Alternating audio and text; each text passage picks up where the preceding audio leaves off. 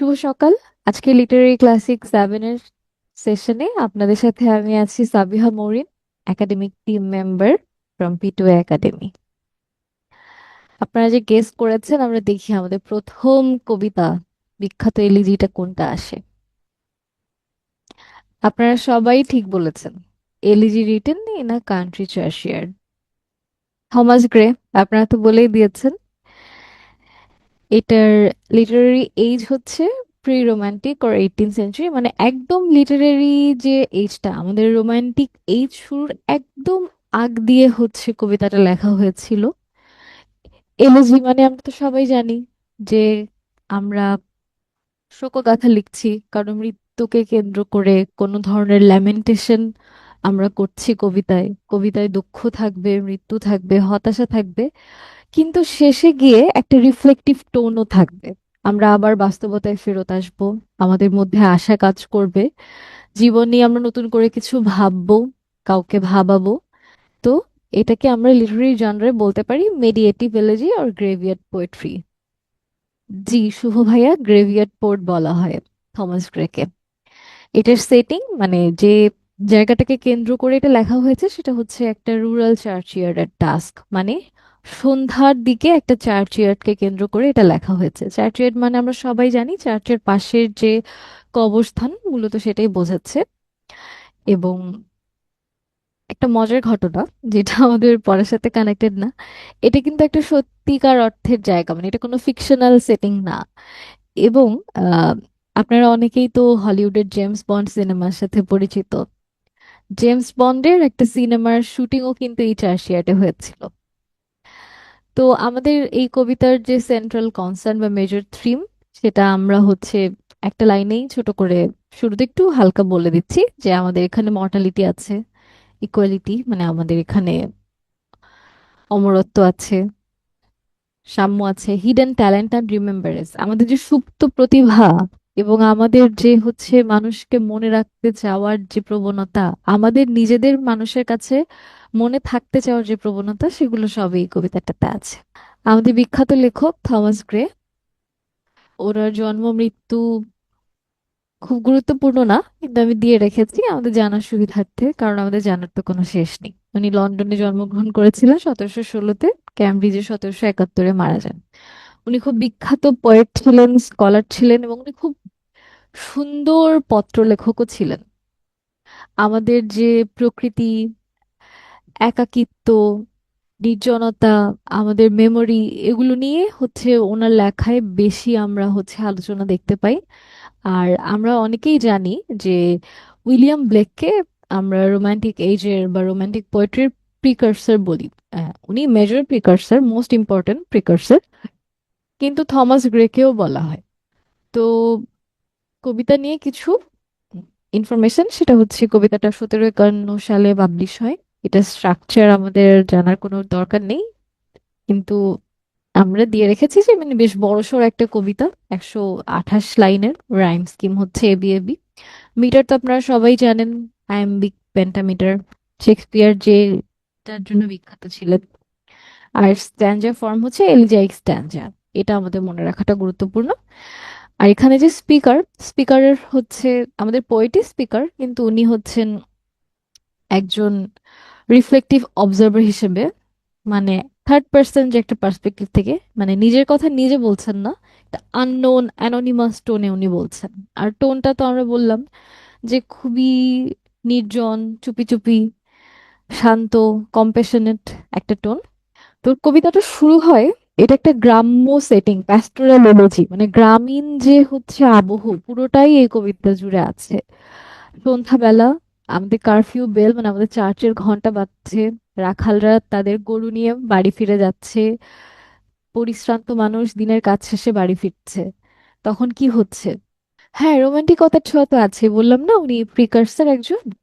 তো আমাদের সন্ধ্যার বেলায় কি হচ্ছে, আমাদের তো হচ্ছে দিনের আলো মিলিয়ে যাচ্ছে, পাখিরা ঘরে ফিরে যাচ্ছে, আমাদের কোলাহল থেমে আসছে, অন্ধকার আমাদের চারপাশে ছেয়ে যাচ্ছে, এবং আমাদের যে স্পিকার, উনি চার্চিয়ার্ডের পাশ থেকে একা একা হেঁটে যাচ্ছেন। তখন আমাদের কবিতাটা শুরুই হচ্ছে the curfew tolls the knell of the parting day, এখানে নেইল মানে ফিউনারাল বেল। ফিউনারাল বেল মানে তো আমরা জানি আমাদের যখন কেউ মারা যায় তখন হচ্ছে চার্চে যে ঘন্টাটা বাজানো হয় সেটাকেই নেইল বোঝাচ্ছে। আর এটা কিন্তু শুধুমাত্র সানসেট বা সূর্যাস্ত বোঝাচ্ছে না, মানে আমাদের যে জীবনেরও একটা শেষ আছে, অন্তিম একটা পর্যায়ে আছে, সেটারও কিন্তু একটা হচ্ছে আমাদেরকে ওয়ার্নিং দিয়ে যাচ্ছে। এবং আমাদেরকে কি মনে করাচ্ছে দেখেন, গ্রেভিয়ার্ডের পাশে যে কবি বসে আছেন, কবি দেখছেন যে গ্রেভিয়ার্ডের আমাদের যে ফলকগুলো, কিছু ফলক তো খুব সুন্দর বাধাই করা, এপিটাফ আছে, মূর্তি আছে, কিন্তু কিছু খুবই জীর্ণ শীর্ণ, রুগ্ন, ভাঙাচোরা, নামও পড়া যাচ্ছে না, যেগুলো কাদের কবর, কারা ওখানে আছে। তখন ওনার কাছে মনে হলো এগুলো নিশ্চয়ই যাদের, তারা খুব প্রভাবশালী, প্রতিপত্তি সম্পন্ন কোনো মানুষ নয়, তারা হয়তো খুবই সাধারণ মানুষ, যাদেরকে আসলে মনে করার মতো কেউ নেই। এই জন্য উনি এখানে লিখেছেন যে rude forefathers of the hamlet এখানে শুয়ে আছে। হ্যামলেট মানে কিন্তু আমরা জানি যে ছোট ছোট যে গ্রাম, মানে আমাদের এই গ্রামগুলোর অনেক আদিম যুগের যে আমাদের পূর্বপুরুষরা তারা ওখানে শুয়ে আছেন। এখন আপনাদের প্রশ্ন আসতে পারে যে রুট ফোর ফাদার্স কেন বলছে। এখানে তো রুট মানে আমরা হচ্ছে ইম্পোলাইট বোঝাচ্ছি না, আমরা বোঝাচ্ছি খুবই সহজ মানুষ, একদম গ্রামীণ মানুষ, রাস্টিক মানুষ, যারা খুবই লেখাপড়া জানা না, খুবই সভ্য না তথাকথিত, তারা এখানে শুয়ে আছেন। তারা একসময় ভোরে উঠে কাজ করতেন, সারা দিন ধরে পরিশ্রম করতেন, ফসল কেটে ঘরে আনতেন, বাচ্চাদের সাথে দিনের শেষে হাসি খুশি ভাবে দিনটা শেষ করতেন, পরিবারের কাছে ফিরতেন। কোলাহল মুক্ত একটা জীবন, খুব সহজ, আমরা গ্রামীণ জীবন যেরকম কল্পনা করি একদম ঠিক সেরকম। এবং the short and simple annals of the poor, মানে একদম আমাদের যে নিম্ন শ্রেণীর মানুষ তাদের কথা বলা হচ্ছে। তাদের কিন্তু কোনো লাইফের খুব বড় কোনো ব্যাকগ্রাউন্ড নাই, আমরা তাদের নিয়ে তেমন কিছুই জানি না, হয়তো আমরা তাদের নামটাও জানি না। তাদের পরিশ্রম, তাদের ভালোবাসা, তাদের ছোট ছোট হিউম্যান ইমোশন, মোমেন্টস, এগুলো সবকিছুই কিন্তু তাদের মৃত্যুর সাথে সাথে আসলে ঢাকা পড়ে গেছে এই ভাঙাচোরা জীর্ণ কবরগুলোর নিচে। কবি ওটাই বলছেন যে এখানে একটা সময় যারা হচ্ছে বড় লোক বা গরিব, মৃত্যুর পরে কি কারো কোনো ভেদাভেদ হয়? আমরা অনেক বড় করে এপিটাফ বানিয়ে মরে গেলাম, বা মরে যাওয়ার পরে নির্দেশ দিলাম যে আমার অনেক বড় একটা এপিটাফ হবে, কিন্তু আদৌ আমাকে মানুষ মনে রাখছে কিনা, সেটার আসলে কতটুকু গুরুত্ব, সেটা কিন্তু আমরা জানি না। কিন্তু দেখেন আমাদের মনে রাখতে চাওয়ার এবং মনে থাকতে চাওয়ার কি অদম্য ইচ্ছা, মানে আমরা বেঁচে থাকতেও চাই আমাদেরকে কেউ মনে করুক, আমরা মরে গিয়েও চাই যে একটা মানুষ হলেও আমাদেরকে অন্তত মনে রাখুক। এই মানুষগুলোও তাই চেয়েছিল। জি, ফৌজি আপু, ফার্মার্স ওয়ার্কিং ক্লাস পিপলকেই উনি রিপ্রেজেন্ট করছেন। আমরা তো জানি যে আমাদের রোমান্টিক বা প্রিকার্সর অফ রোমান্টিক যে রাইটাররা আছেন ওনারা তো একদমই আমাদের দৈনন্দিন জীবনের মানুষদের সাথে রিলেট করে ওনাদের লেখাগুলো লিখতেন। এই যে pride has no place in the grave, কবরে যখন আমরা শুয়ে পড়ি তখন আমাদের কোনো অহংকার, কোনো আত্ম অহমিকা, কোনো কিছুই কিন্তু আর কোনো কাজে আসে না। এখানে স্পিকার বলছেন যে যারা খুব বড়লোক ছিল, খুব ধনী, প্রভাব প্রতিপত্তিশালী মানুষ ছিলেন, তারা কিন্তু এই যে গ্রামীণ মানুষদের এই যে খুব সাধারণ একটা জীবন, এই জীবনটা নিয়ে হচ্ছে কখনোই মাথা ঘামাতেন না, তুচ্ছ তাচ্ছিল্য করতেন, বরং পাত্তাই দিতেন না। কিন্তু এই জীবনটাকে এত তুচ্ছ করে দেখার কিছু নাই। মৃত্যু আমাদের সবাইকে একদিন সেম জায়গায় নিয়ে দাঁড় করায়। আমি হচ্ছে নোবেল ক্লাস থেকে বিলং করছি, আমি শারীরিকভাবে কতটা আকর্ষণীয় ছিলাম, আমি কতটা ধনী ছিলাম, আমি কত বড় রাজনৈতিক দলের নেতা ছিলাম, অথবা আমি কতটা জনপ্রিয় ছিলাম, কোনো কিছুই কিন্তু আসলে মৃত্যুর পরে আর ম্যাটারই করে না। কবি এটাই বলছেন, the paths of glory lead but to the grave. আপনি যাই করেন না কেন আপনাকে একদিন মরতেই হবে, এবং মৃত্যুর পরে এই জিনিসগুলো কিছুই আর আমাদের সঙ্গে যাবে না।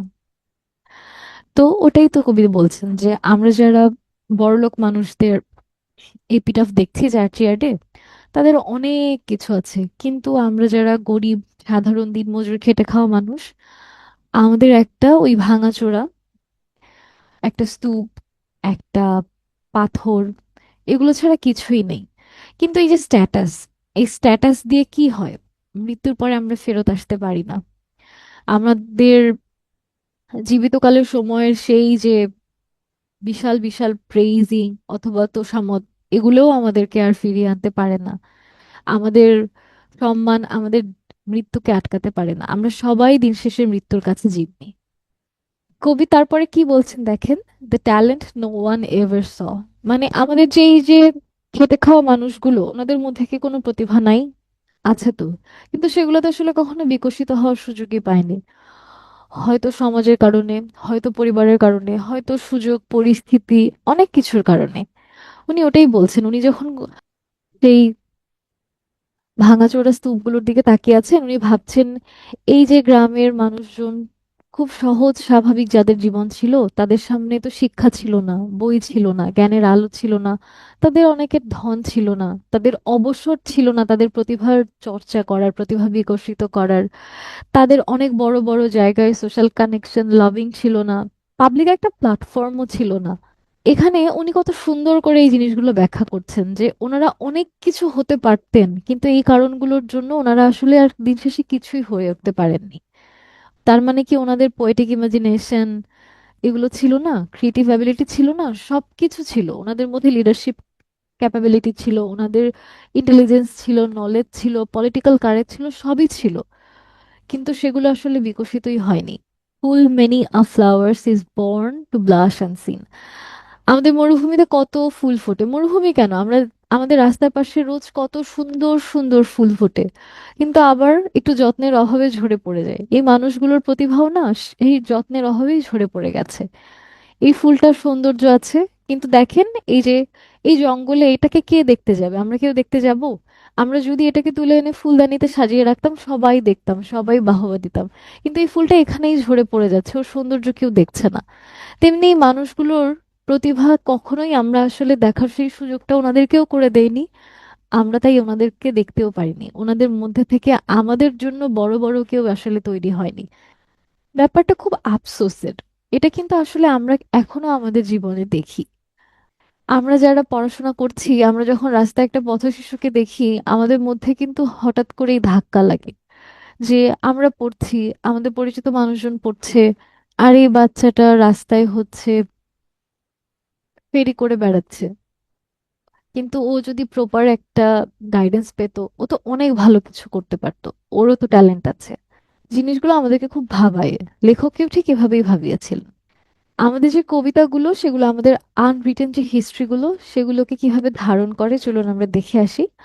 এখানে থমাস গ্রে বলছেন যে বেশ কিছু লিটারারি ফিগার, হিস্টোরিক্যাল ফিগারের নাম তিনি নিয়ে এসেছেন, যে এই যে মানুষগুলো এখানে যারা শুয়ে আছেন, আমরা যাদের নাম জানি না, আমরা যাদের কোনো ভূমিকাই জানি না, কিছুই জানি না, তাদের মধ্যে অনেকেই কিন্তু ভিলেজের হ্যাম্পডেন হতে পারতেন। হ্যাম্পডেন একজন লিটারারি ফিগার, হিস্টোরিক্যাল ফিগার। উনি ছিলেন আমাদের রাজা চার্লস 1। উনি তো খুবই মানে বাজে শাসক ছিলেন, খুবই স্বৈর শাসক, অত্যাচারী ছিলেন। উনি কিন্তু ওনার বিরুদ্ধে একটা প্রতিরোধ গড়ে তুলেছিলেন। তো লেখক বলছেন যে এখানে কিন্তু ভিলেজের হ্যাম্পডেনও থাকতে পারতেন, কিন্তু উনি তো সেই অপারেশনের বিরুদ্ধে উঠে দাঁড়ানোর, রুখে দাঁড়ানোর কোনো সুযোগ পাননি। আমাদের মিউট মিল্টন থাকতে পারতেন।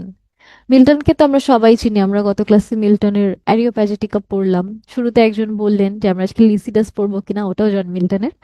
তো কারোর মধ্যে তো মিল্টনের মতো সেই কাব্যিক প্রতিভাও থাকতে পারতেন, কেউ তো মিল্টনের মতো গ্রেট মাস্টার অফ ভার্স হতে পারতেন, গ্রেটেস্ট এপিক পোয়েট হতে পারতেন।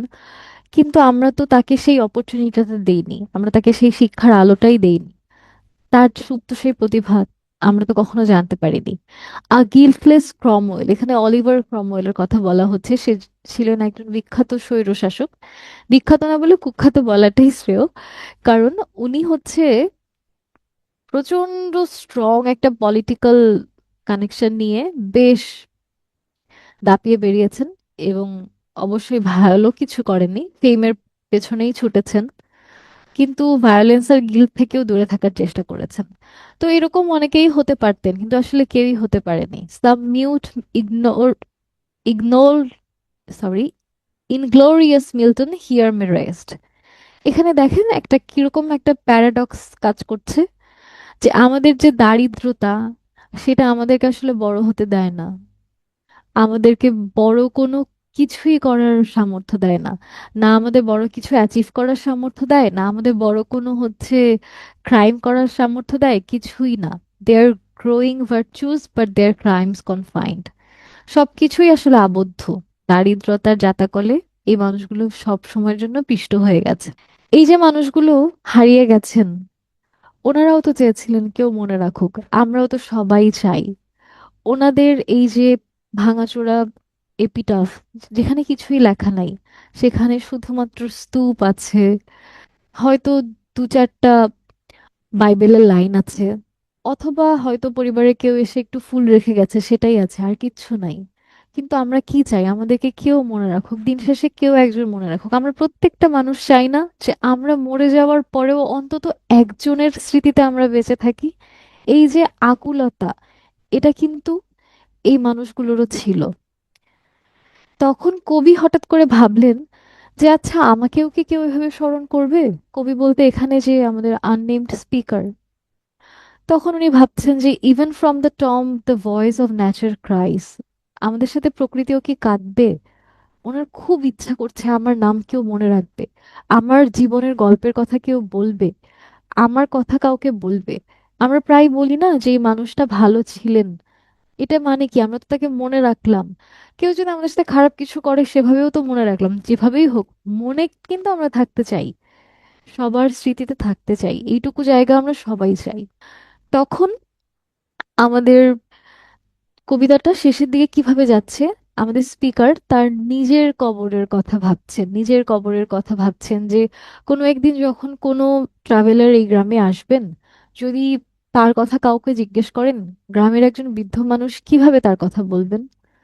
বলবেন যে হ্যাঁ, ওকে তো আমরা দেখতাম, ও প্রায় সকালবেলা শিশির মারিয়ে ঘাসের উপর দিয়ে হাঁটতে যেত, ও নদীর পাশে একা একা ঘুরতো, গাছের নিচে বসে থাকতো। কবি কিন্তু নিজের কথাই বলছেন, মানে খুব কাব্যিক ভাবে বলছেন। এরপর হঠাৎ করে আর তাকে একদিন দেখা গেল না, কোথাওই দেখা গেল না। এভাবে একদিন দুই দিন কেটে গেল। পরে আমরা হঠাৎ করে দেখছি আমাদের চার্চের ফিউনারেলের একটা আয়োজন হচ্ছে। আমরা গিয়ে দেখলাম যে সেই মানুষটা আর নেই। এরপরে কিন্তু কবি তার নিজের এপিটাফ নিজেই এই কবিতায় লিখলেন, এবং উনি ওখানে বললেন যে উনি সবসময়ই আপনার খ্যাতি থেকে, খ্যাতির যে বিড়ম্বনা থেকে লুকিয়ে বেঁচেছেন, উনি আননোন ছিলেন। এবং উনি শিক্ষা, উনি নলেজের প্রতি কি পরিমাণ ডেভোটেড ছিলেন, মানে এই যে জানা, কাউকে জানা, কাউকে জানানোর তীব্র আকাঙ্ক্ষা নিয়ে ওনার কি পরিমাণ প্যাশন ছিল। এবং শেষের দিকে এই যে রিফ্লেকটিভ টোনটা, মেলানকোলি কিন্তু আমরা সেই শুরু থেকে দেখলাম, কেমন একটা দুঃখ দুঃখ ভাব।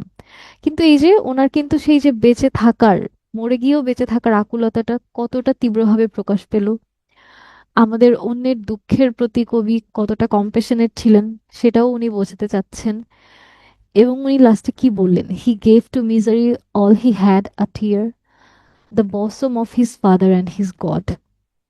উনি ওনার বাবা, এখানে বাবা বলতে একদম লিটারারি বাবা না, মানে পিতা বলতে এখানে গড বলতে আমরা জিসাস ক্রাইস্টকে বোঝাচ্ছি, যে জিসাস ক্রাইস্টের যে আশীর্বাদ পুষ্ট ছায়া তলে উনি এভাবে চিরনিদ্রায় শায়িত হতে চান। আমাদের কবিতাটা এভাবেই শুরু হয়ে যায়, দুঃখিত শেষ হয়ে যায়। এবার আমরা একটু থিম দেখি। কবিতাটা পড়তে গিয়ে কেমন ভীষণ মন খারাপ হয়ে গেল। আমার হলো, আপনাদের হলো কিনা জানি না, আমি আসলে কবিতাটা যতবার পড়ি আমার ভীষণ মন খারাপ হয়ে যায়। আমরা থিমটা দেখি, থিমটা দেখে আমরা একটু অন্য কবিতায় যাই, দেখি আমাদের মন ভালো করা যায় কিনা।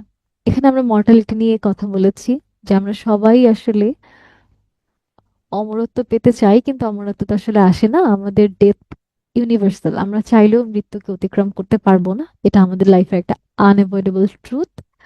এবং আমরা মৃত্যুর মধ্যে সমতাটা দেখতে চাচ্ছি, যে কবরের সামনে সবকিছুই আসলে তুচ্ছ, গরিব ধনী সবাই একই জায়গায় এসে থেমে যাচ্ছে।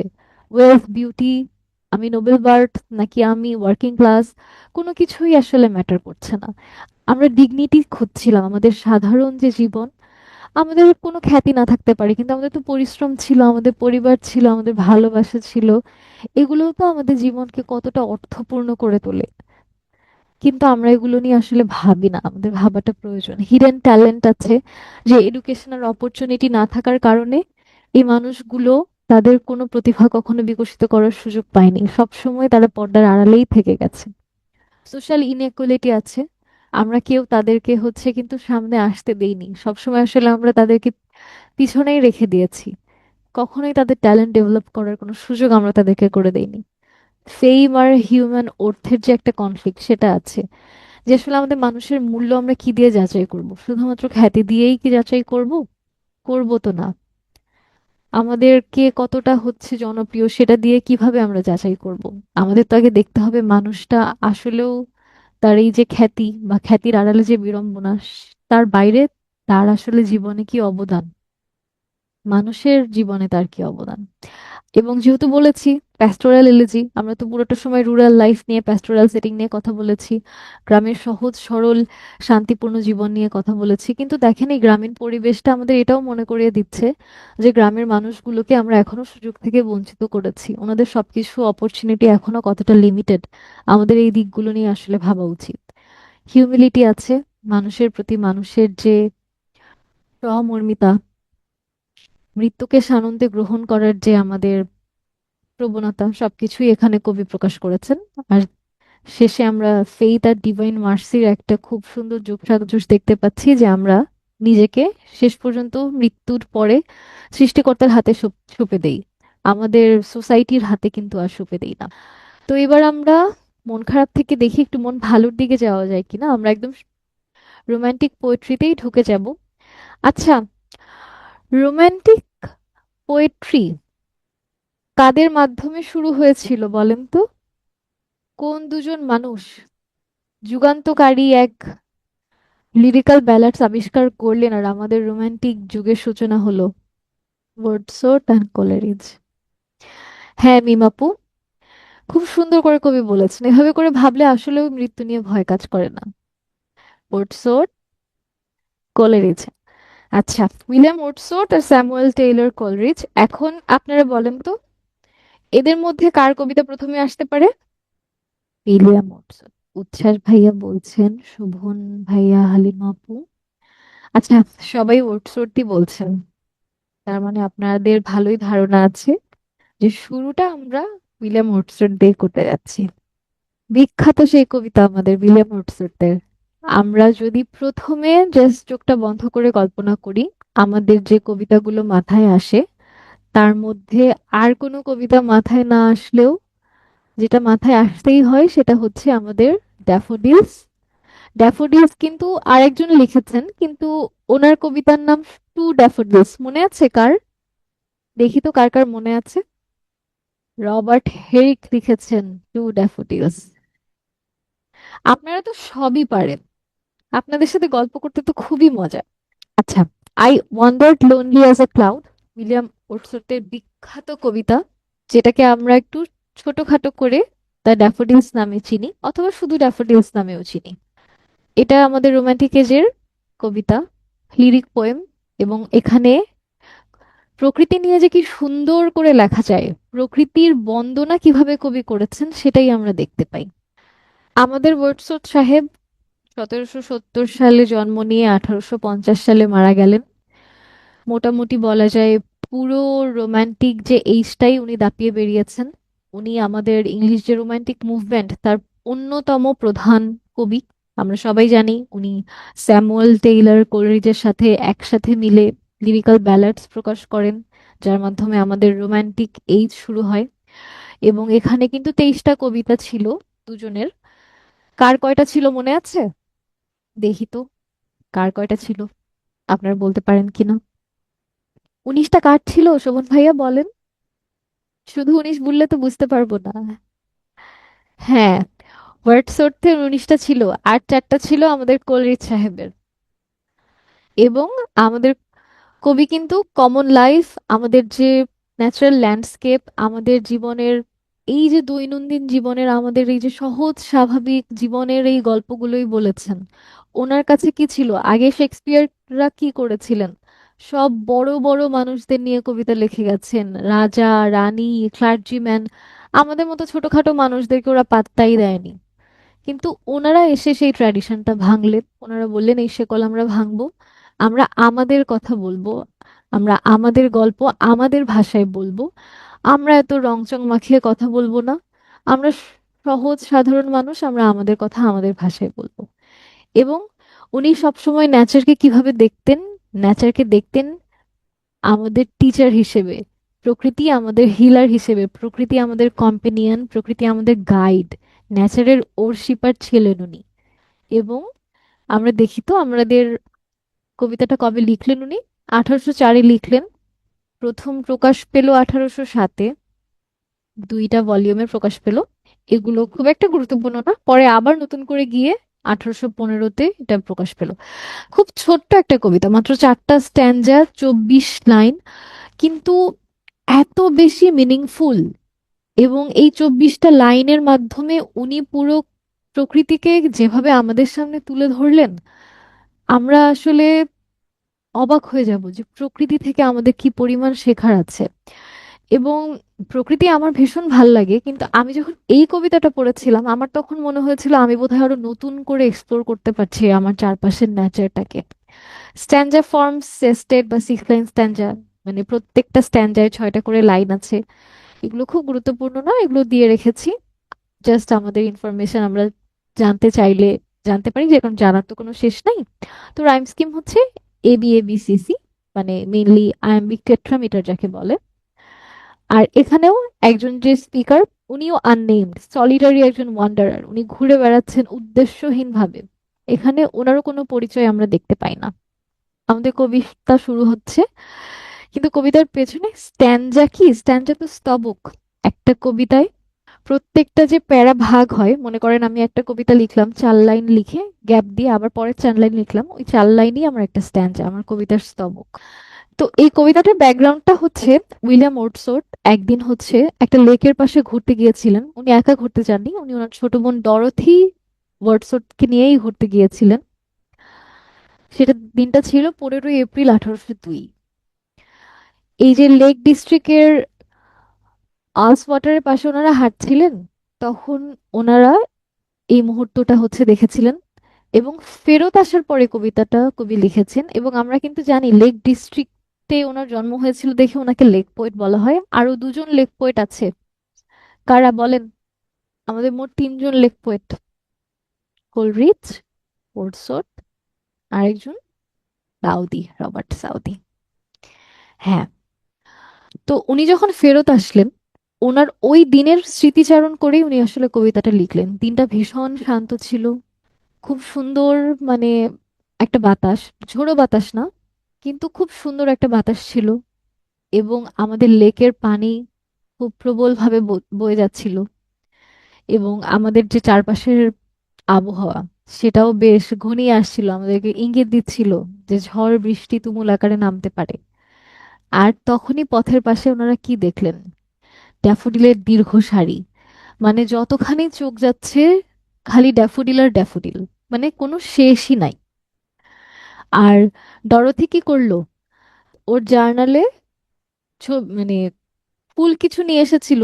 এবং যেহেতু ওনারা জার্নাল লিখতেন, খুব সফিস্টিকেটেড মানুষ ছিলেন, উনি হচ্ছে ওখানে বললেন যে ওনার ওই স্মৃতিচারণ করে উনি লিখলেন যে ওনার কাছে মনে হচ্ছিল বাতাসের সাথে, মনে হচ্ছিল যে ফুলগুলো নাচছে, একসাথে ওরা দুলছে, একটা নৃত্যের তাল তৈরি হচ্ছে। মসি যে স্টোন পাথরের সাথে ধাক্কা খাচ্ছে, মাথা রাখছে, হাসছে, ওরা ক্রমাগত ওদের হচ্ছে হাবভাব বদলাচ্ছে, একজন একজনের গায়ে ঢলে পড়ছে, নুয়ে পড়ছে। তো 2 বছর পরে গিয়ে ওরসুট কিন্তু সেই কবিতাটা লিখলেন। 2 বছর ধরে ওনার মস্তিষ্কে, ওনার মনে, ওনার মননে, ওনার স্মৃতিতে এই যে ড্যাফোডিলের ইমাজিনেশন, পুরোটা সময় কিন্তু উনি খুব সুন্দর করে প্রোটেক্ট করে রেখেছিলেন। এরপর উনি আমাদের উদ্দেশ্যে লিখলেন এই বিখ্যাত কবিতা। স্ট্যানজা 1-এ কিভাবে শুরু হলো দেখি। স্ট্যানজা 1-এ আমাদের কবি কিন্তু নিজেকে একটা লোনলি ক্লাউডের সাথে তুলনা করছেন। এখানে উনি নিজেকে মানুষ হিসেবে কিন্তু দেখাননি। উনি কি বলছেন? I wandered lonely as a cloud. আমি একটা উদ্দেশ্যহীন মেঘের মতো উড়ে বেড়াচ্ছিলাম, ভেসে বেড়াচ্ছিলাম। পাহাড়ের উপর দিয়ে আমি জাস্ট ভেসে যাচ্ছি উদ্দেশ্যহীন ভাবে। তখন আমি হঠাৎ করে কি দেখলাম, যে আমার কোনো হচ্ছে বাধা নাই, আমি মুক্ত, আমি স্বাধীন, আমার কোনো বন্ধন নাই। হঠাৎ করে সবকিছু বদলে গেল যখন উনি দেখলেন, when all at once I saw a crowd, a host of golden daffodils. বিশাল গোল্ডেন ড্যাফোডিলস এর ঝাঁক দেখে উনি থমকে গেলেন। ড্যাফোডিল লেকের পাশে ছড়িয়ে আছে, বিচ ট্রির নিচে আছে, বাতাসের সাথে দুলছে, ফ্লাটারিং অ্যান্ড ড্যান্সিং। ওরা হাসছে, ওরা হচ্ছে দুলছে, ওরা নাচছে। কি সুন্দর করে উনি হচ্ছে ব্যাখ্যা করছেন। তো উনি কি বললেন, উনি যখন হচ্ছে সেই উদ্দেশ্যহীন মেঘের মতো ভেসে বেড়াচ্ছিলেন, তখন উনি কিরকম ছিলেন? খুবই লোনলি ছিলেন, নির্জন, একাকিত্ব ছিল। যখন উনি ওটা দেখলেন, উনি কিন্তু আর লোনলি নাই, ওনার মধ্যে একটা আনন্দ চলে এসেছে। উনি দেখলেন কি, একটা lively crowd of golden daffodils. তারপর উনি কিন্তু উদ্দেশ্যহীন হয়ে ঘুরে বেড়াচ্ছিলেন, কিন্তু ফুলগুলো দেখার পরে উনি একটু মনোযোগ দিয়ে তাকালেন। উনি তীরলেন ফুলগুলোর দিকে, উনি বুঝতে চাইলেন। উনি ইমোশনালি খুবই ডিটাচ ছিলেন, কারণ মেঘের মতো উড়ে উড়ে কোথায় যাচ্ছেন উনি জানেন না। কিন্তু তখন উনি ফুলগুলোর সাথে একটা অদ্ভুত কানেকশন ফিল করলেন। আর যে সাইলেন্ট যে সলিটিউড, মানে আমাদের যে খুব চুপিসারের এই নির্জনতা নিস্তব্ধতা থেকে উনি এই যে ড্যান্সিং কোম্পানিটা, আমাদের যে এই যে মুভমেন্ট, আমাদের জীবনের যে এই গতিময়তা, এটার মধ্যে উনি ফিরলেন, ওনার মুডটা আপলিফট হয়ে গেল। হ্যাঁ, ফৌজিয়া ফাইজা আপু ঠিক বলেছেন, সরি ফারিয়া আপু ঠিক বলেছেন। এরপরে আমরা স্ট্যান্ডার্ড টুতে কি দেখতে পাচ্ছি, যে পুরো কবিতাটাই হচ্ছে লেখকের কাছে একটা বিশ্বব্রহ্মাণ্ড হয়ে গেল। উনি কি বললেন, ড্যাফোডিলসের আসল সংখ্যা তো উনি গুনতে পারেননি। উনি দেখতে পাচ্ছেন যে ওনার চোখ যতদূর যাচ্ছে ততদূর জুড়ে শুধুমাত্রই ড্যাফোডিল আর ড্যাফোডিল। উনি এগুলোকে তখন আকাশের তারার সাথে কম্পেয়ার করছিলেন। আমরা তারা দেখতে গেলে তারা গুণে শেষ করতে পারি না। আমি যখন জীবনে প্রথমবার সমুদ্র দেখেছিলাম, আমি ওই সমুদ্রের তীরে যখন দাঁড়িয়েছিলাম, আমিও তখন ভাবছিলাম যে এই সমুদ্রের কি আসলে কোনো শেষ আছে? আমার কাছে তো মনে হচ্ছিল পুরো জগৎটাই সমুদ্র, এই সমুদ্রের কোনো শেষ নাই। তেমন ওনার কাছে ড্যাফোডিলস এর শাড়ির কোনো শেষ নাই। Continuous as the stars that shine and twinkle on the milky way. Milky way গ্যালাক্সিতে আমাদের তারাগুলো যেভাবে ছড়িয়ে ছিটিয়ে আছে, আমরা কখনোই গুণে শেষ করতে পারবো না যে কত কোটি, কত বিলিয়ন, মিলিয়ন, ট্রিলিয়ন তারা আছে। ওনার কাছে ড্যাফোডিলগুলো সেভাবেই হয়ে ধরা দিল। ড্যাফোডিল কিন্তু এখন আর ওনার কাছে শুধুমাত্র লেকের পাশে ছড়িয়ে থাকা কোনো ফুল না। উনি দেখাচ্ছেন যে ড্যাফোডিল তার ইমাজিনেশন, তার কল্পনাকে কতটা প্রসারিত করে দিয়েছে, কতটা এন্ডলেস তার এখন হয়ে গেছে। উনি কি বলছেন যে আমরা যে পাহাড়ের সাথে আমাদের মনে হয় না আকাশ আর পাহাড় হচ্ছে একসাথে এসে মিশে গেছে, সেরকম পৃথিবী আর আমাদের আকাশটাকে ড্যাফোডিল কিভাবে কানেক্ট করে দিয়েছে। মনে হচ্ছে আমাদের পৃথিবী আর আকাশের মাঝখানে ড্যাফোডিল ছাড়া আর কিছুই নাই, পৃথিবী জুড়ে শুধুই ড্যাফোডিলই আছে। একটা খুব সাধারণ একটা সেটিং, মনে করেন একটা সরিষা ক্ষেতের সামনে আপনি দাঁড়িয়ে আছেন। সরিষা ক্ষেত বললাম কারণ ওটাও দেখতে একদম হলুদ, মানে যত দূর যায় শুধু হলুদ আর হলুদ। এবং ওটা হঠাৎ করে আপনার কাছে কি হলো, বিশ্ব ব্রহ্মাণ্ড হয়ে গেল, কসমিক একটা গ্যালাক্সি মিল্কি হয়ে গেল, মিল্কি ওয়েতে পরিণত হয়ে গেল। আমাদের বিখ্যাত সেই কবিতার লাইন, যে একটা লাইন হলেও আমাদের এই কবিতা থেকে মনে রাখতে হবে, সেটা হচ্ছে কি, 10,000 saw I at a glance, tossing their heads in sprightly dance.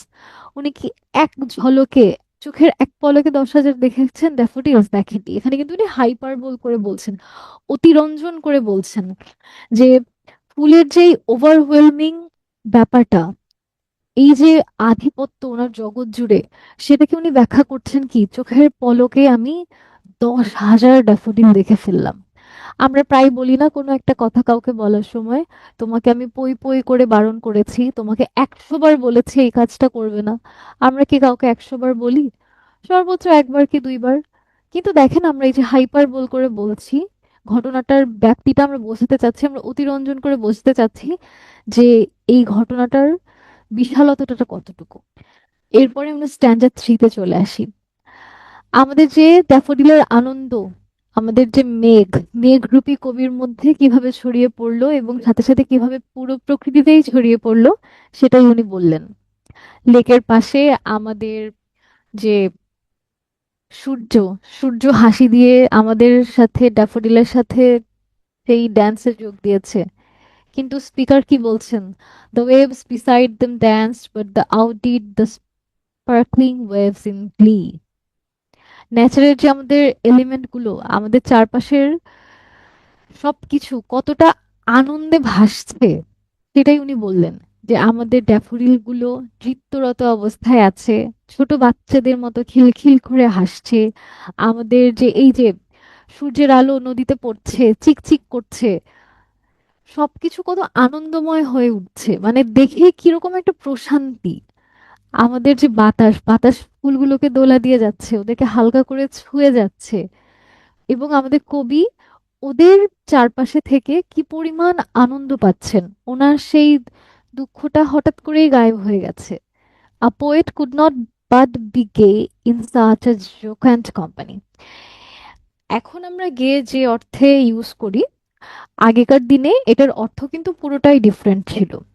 তো যেহেতু এটা অনেক আগের কবিতা, তখন যে কনটেক্সটে লেখা হয়েছিল, তখন হচ্ছে গে অর্থ ছিল খুবই জয়ফুল, খুবই আনন্দিত, উচ্ছ্বসিত, হাস্যোজ্জ্বল। এবং জোকান্ট মানেও খুবই চেয়ারফুল। এরপর উনি কি বললেন? I gazed and gazed but little thought what wealth the show to me had brought. এটা আমার এই কবিতার সবচেয়ে বিখ্যাত এবং সবচেয়ে প্রিয় একটা লাইন। এটার মানে কি বলেন তো?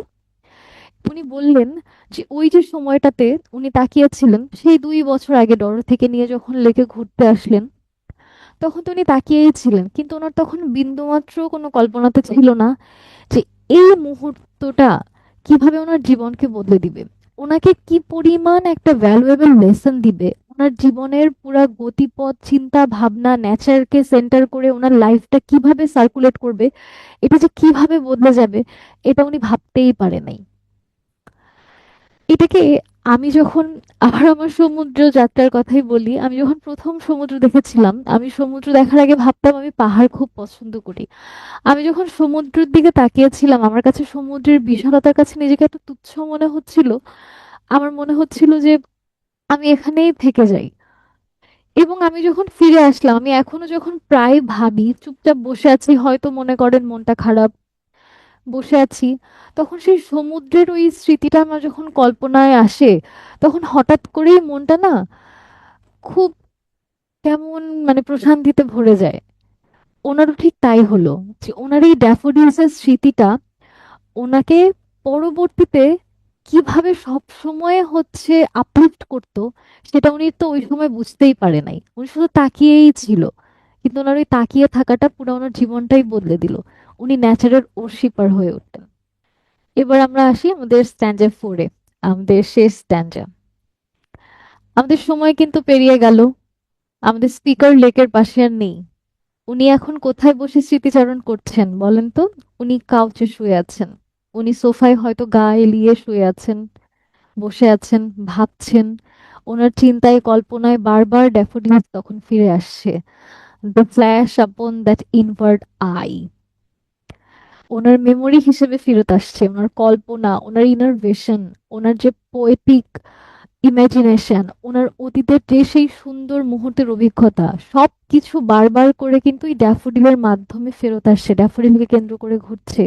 Which is the bliss of solitude. ওনার যে এই নির্জনতা, নিস্তব্ধতা, সেটাকে আরো হচ্ছে মূল্যবান, প্রাণবন্ত করে তুলছে। ওনার এই সলিটিউড কিন্তু এখন আর লোনলিনেস না, একাকিত্ব না, উনি এটার মধ্যে প্রশান্তি খুঁজে পেয়েছেন। ওনার এই স্মৃতি ওনার এই নির্জনতাটাকে কতটা আনন্দদায়ক করে ফেলেছে। And then my heart with pleasure feels and dance with the daffodils. কি হলো? ওনার যে একটা ভ্যাকেন্ট মুড ছিল, উনি যখন ধরেন আমরা বসে আছি প্রায় কিছুই ভাবছি না, ওই সময়ও ড্যাফোডিল ওনাকে আনন্দ দিচ্ছে। অথবা উনি খুব স্যাড, একটা পেন্সিভ মুডে আছে, কিছু নিয়ে খুব ভাবছে, ভাবতে ভাবতে মাথাটা খারাপ হয়ে যাচ্ছে, হঠাৎ করে সে ড্যাফোডিলের কথা মাথায় আসলে 1 সেকেন্ডের জন্য মনটা আবার প্রশান্তিতে ভরে যাচ্ছে। আমাদের কবির সাথেও ঠিক তাই হলো। হ্যাঁ, nature has a healing power of sorrow stricken heart. এই যে ওনার লোনলিনেসটা কিভাবে সলিটিউডে ট্রান্সফর্ম হলো, দেখেন। আমাদের কবিতাটা শুরু হয়েছিল কিভাবে আর শেষ হলো কিভাবে আমরা কিন্তু খুব সহজেই পার্থক্যটা ধরতে পারি, আমাদের ইমোশনাল ডিফারেন্সটা খুবই ভিজিবল। শুরুতে উনি কি ছিলেন? উনি একটা আইসোলেটেড লোনলি ক্লাউড ছিলেন। উনি উদ্দেশ্যহীনভাবে ঘুরে বেড়াচ্ছিলেন। নেচারের সাথে ওনার কোনো কানেকশন উনি বিল্ড আপ করতে পারেননি। কিন্তু পরে ড্যাফোডিলের সেই স্মৃতি ওনাকে এখন কি দিচ্ছে বলেন তো?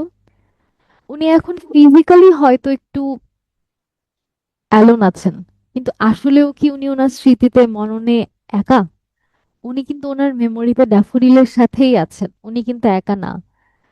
আর এখানে অ্যালোন থাকা মানে এমটি না। আমরা বলি না যে অ্যালোন আর লোনলিনেস এর মধ্যে একটা ডিফারেন্স আছে। অ্যালোন মানে আমি আমার একাকিত্বটা এনজয় করছি, আর লোনলিনেস হচ্ছে আমার একাকিত্বটা আমার উপর একটা বোঝা, বার্ডেন। এবং ওনার যে মনটা এখন প্রশান্তিতে পরিপূর্ণ। আমাদের কবিতাটা শেষ, এবার আমরা থিমগুলো দেখি। হ্যাঁ, আমিও যতবার সাগর দেখি আমার খুবই সেইমই লাগে, আপনাদের মতো প্রশান্তি দেয়। যদিও যতবার বলে আমিও হাইপারবোল করে ফেলেছি, আমি একবারই দেখেছি, কিন্তু আমার মনে হয় আমার যদি সামর্থ্য থাকতো আমি প্রতি বছর একবার করে সমুদ্র দেখতে যেতাম। এবার আসেন দেখি আমরা এখানে থিমগুলো কি। Nature as a source of joy, এটা তো আমরা জানি। আমাদের ওয়ার্ডসওয়ার্থ সাহেব তো ন্যাচারের ওর্শিপার ছিলেন, ওনার কাছে ন্যাচার তো জয় হিসেবেই ধরা দেবে। কত সিম্পল একটা ন্যাচারাল সেটিং ওনার পুরো মুডটাকেই আপলিফট করে দিল। মেমোরি, আমাদের মেমোরি বারবার ঘুরে ফিরে এই কবিতায় এসেছে, আমাদের পাস্টের মেমোরি কিভাবে আমাদের প্রেজেন্ট স্যাডনেসকে এক চুটকিতে একটা হ্যাপিনেসে ট্রান্সফর্ম করে দিতে পারে। ইমাজিনেশন, কল্পনা শক্তি, আমাদের কল্পনা শক্তির যে কি প্রবল প্রখরতা আছে এই কবিতাতে, সেটা উনি বারবার করে বলেছেন। এখানে লোনলিনেস অ্যান্ড সলিটিউড নিয়ে উনি কথা বলেছেন, যে লোনলিনেস পেইনফুল ছিল শুরুতে, কিন্তু যখন উনি প্রশান্তি খুঁজে পেলেন তখন ওনার এই মিনিংফুল সলিটিউড কিন্তু ওনাকে খুব শান্তি দিল। হিউম্যান আর ন্যাচারের যে কানেকশন, সেটা এখানে খুব সুন্দর করে উনি বলেছেন। একটা সামান্য ফুল যেটা ওনার কাছে কতটা অসামান্য হয়ে ধরা দিল, ন্যাচারের সাথে ওনার ইমোশনাল কানেকশন কিভাবে গড়ে দিল। আর বিউটি ইন অর্ডিনারি থিংস, ওই যে ছোট ছোট ক্ষুদ্র ক্ষুদ্র জিনিসের মধ্যে সৌন্দর্য খুঁজে পাওয়া। Beauty lies in the eyes of the beholders, আমাদের চোখের মাধ্যমে আমরাই ডিফাইন করি যে কোন জিনিসটা আমাদের কাছে সুন্দর হিসেবে ধরা দিবে। আর ইমোশনাল হিলিং হলো ওনার, উনি ইমোশনালি হিল হয়ে গেলেন, ওনার সমস্ত দুঃখ কষ্ট ড্যাফোডিলস যেন শুষে নিল। আর রোমান্টিসিজমের থিম তো থাকবেই, যেহেতু রোমান্টিক পোয়েট। আমাদের পার্সোনাল ইমোশন, কানেকশন, ইমাজিনেশন, সমস্ত কিছুকে কেন্দ্র করেই কবিতাটা আবর্তিত হলো। এবার আমরা ওনার আরেকটা কবিতা পড়ব।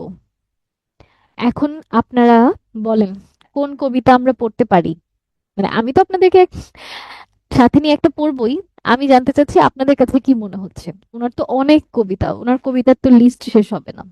এটা ওনার আরেকটা বিখ্যাত কবিতা, এখানেও ওনার বোন আছে।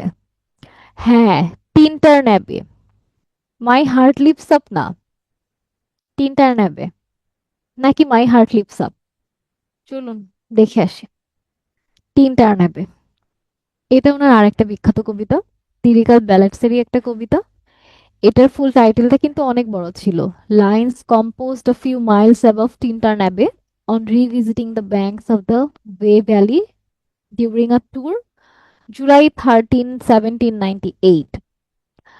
1798 সাল থেকে 1832 আমাদের রোমান্টিক পোয়েট্রি বা রোমান্টিক এইজের যে বিস্তৃত টাইম লাইন, সেই একদম শুরুর দিককার একটা কবিতা। রোমান্টিক এইজকে তো এটা রিপ্রেজেন্ট করেই। মিডিয়েটিভ ন্যাচার পোয়েম, এখানেও প্রকৃতি বন্দনাই আমরা দেখব। ব্ল্যাঙ্ক ভার্সে এটা লেখা হয়েছে। আনরাইমড ডায়াম্বিক পেন্টামিটার ব্ল্যাঙ্ক ভার্স সম্পর্কে আমরা তো সবাই জানি যে এখানে কোনো রাইম মিটার স্কিমের যোগসাজশ থাকবে না। আর এখানকার সেন্ট্রাল আইডিয়া আগের মতোই, কিন্তু দুটো কবিতার সেন্ট্রাল আইডিয়া কিন্তু খুবই কাছাকাছি।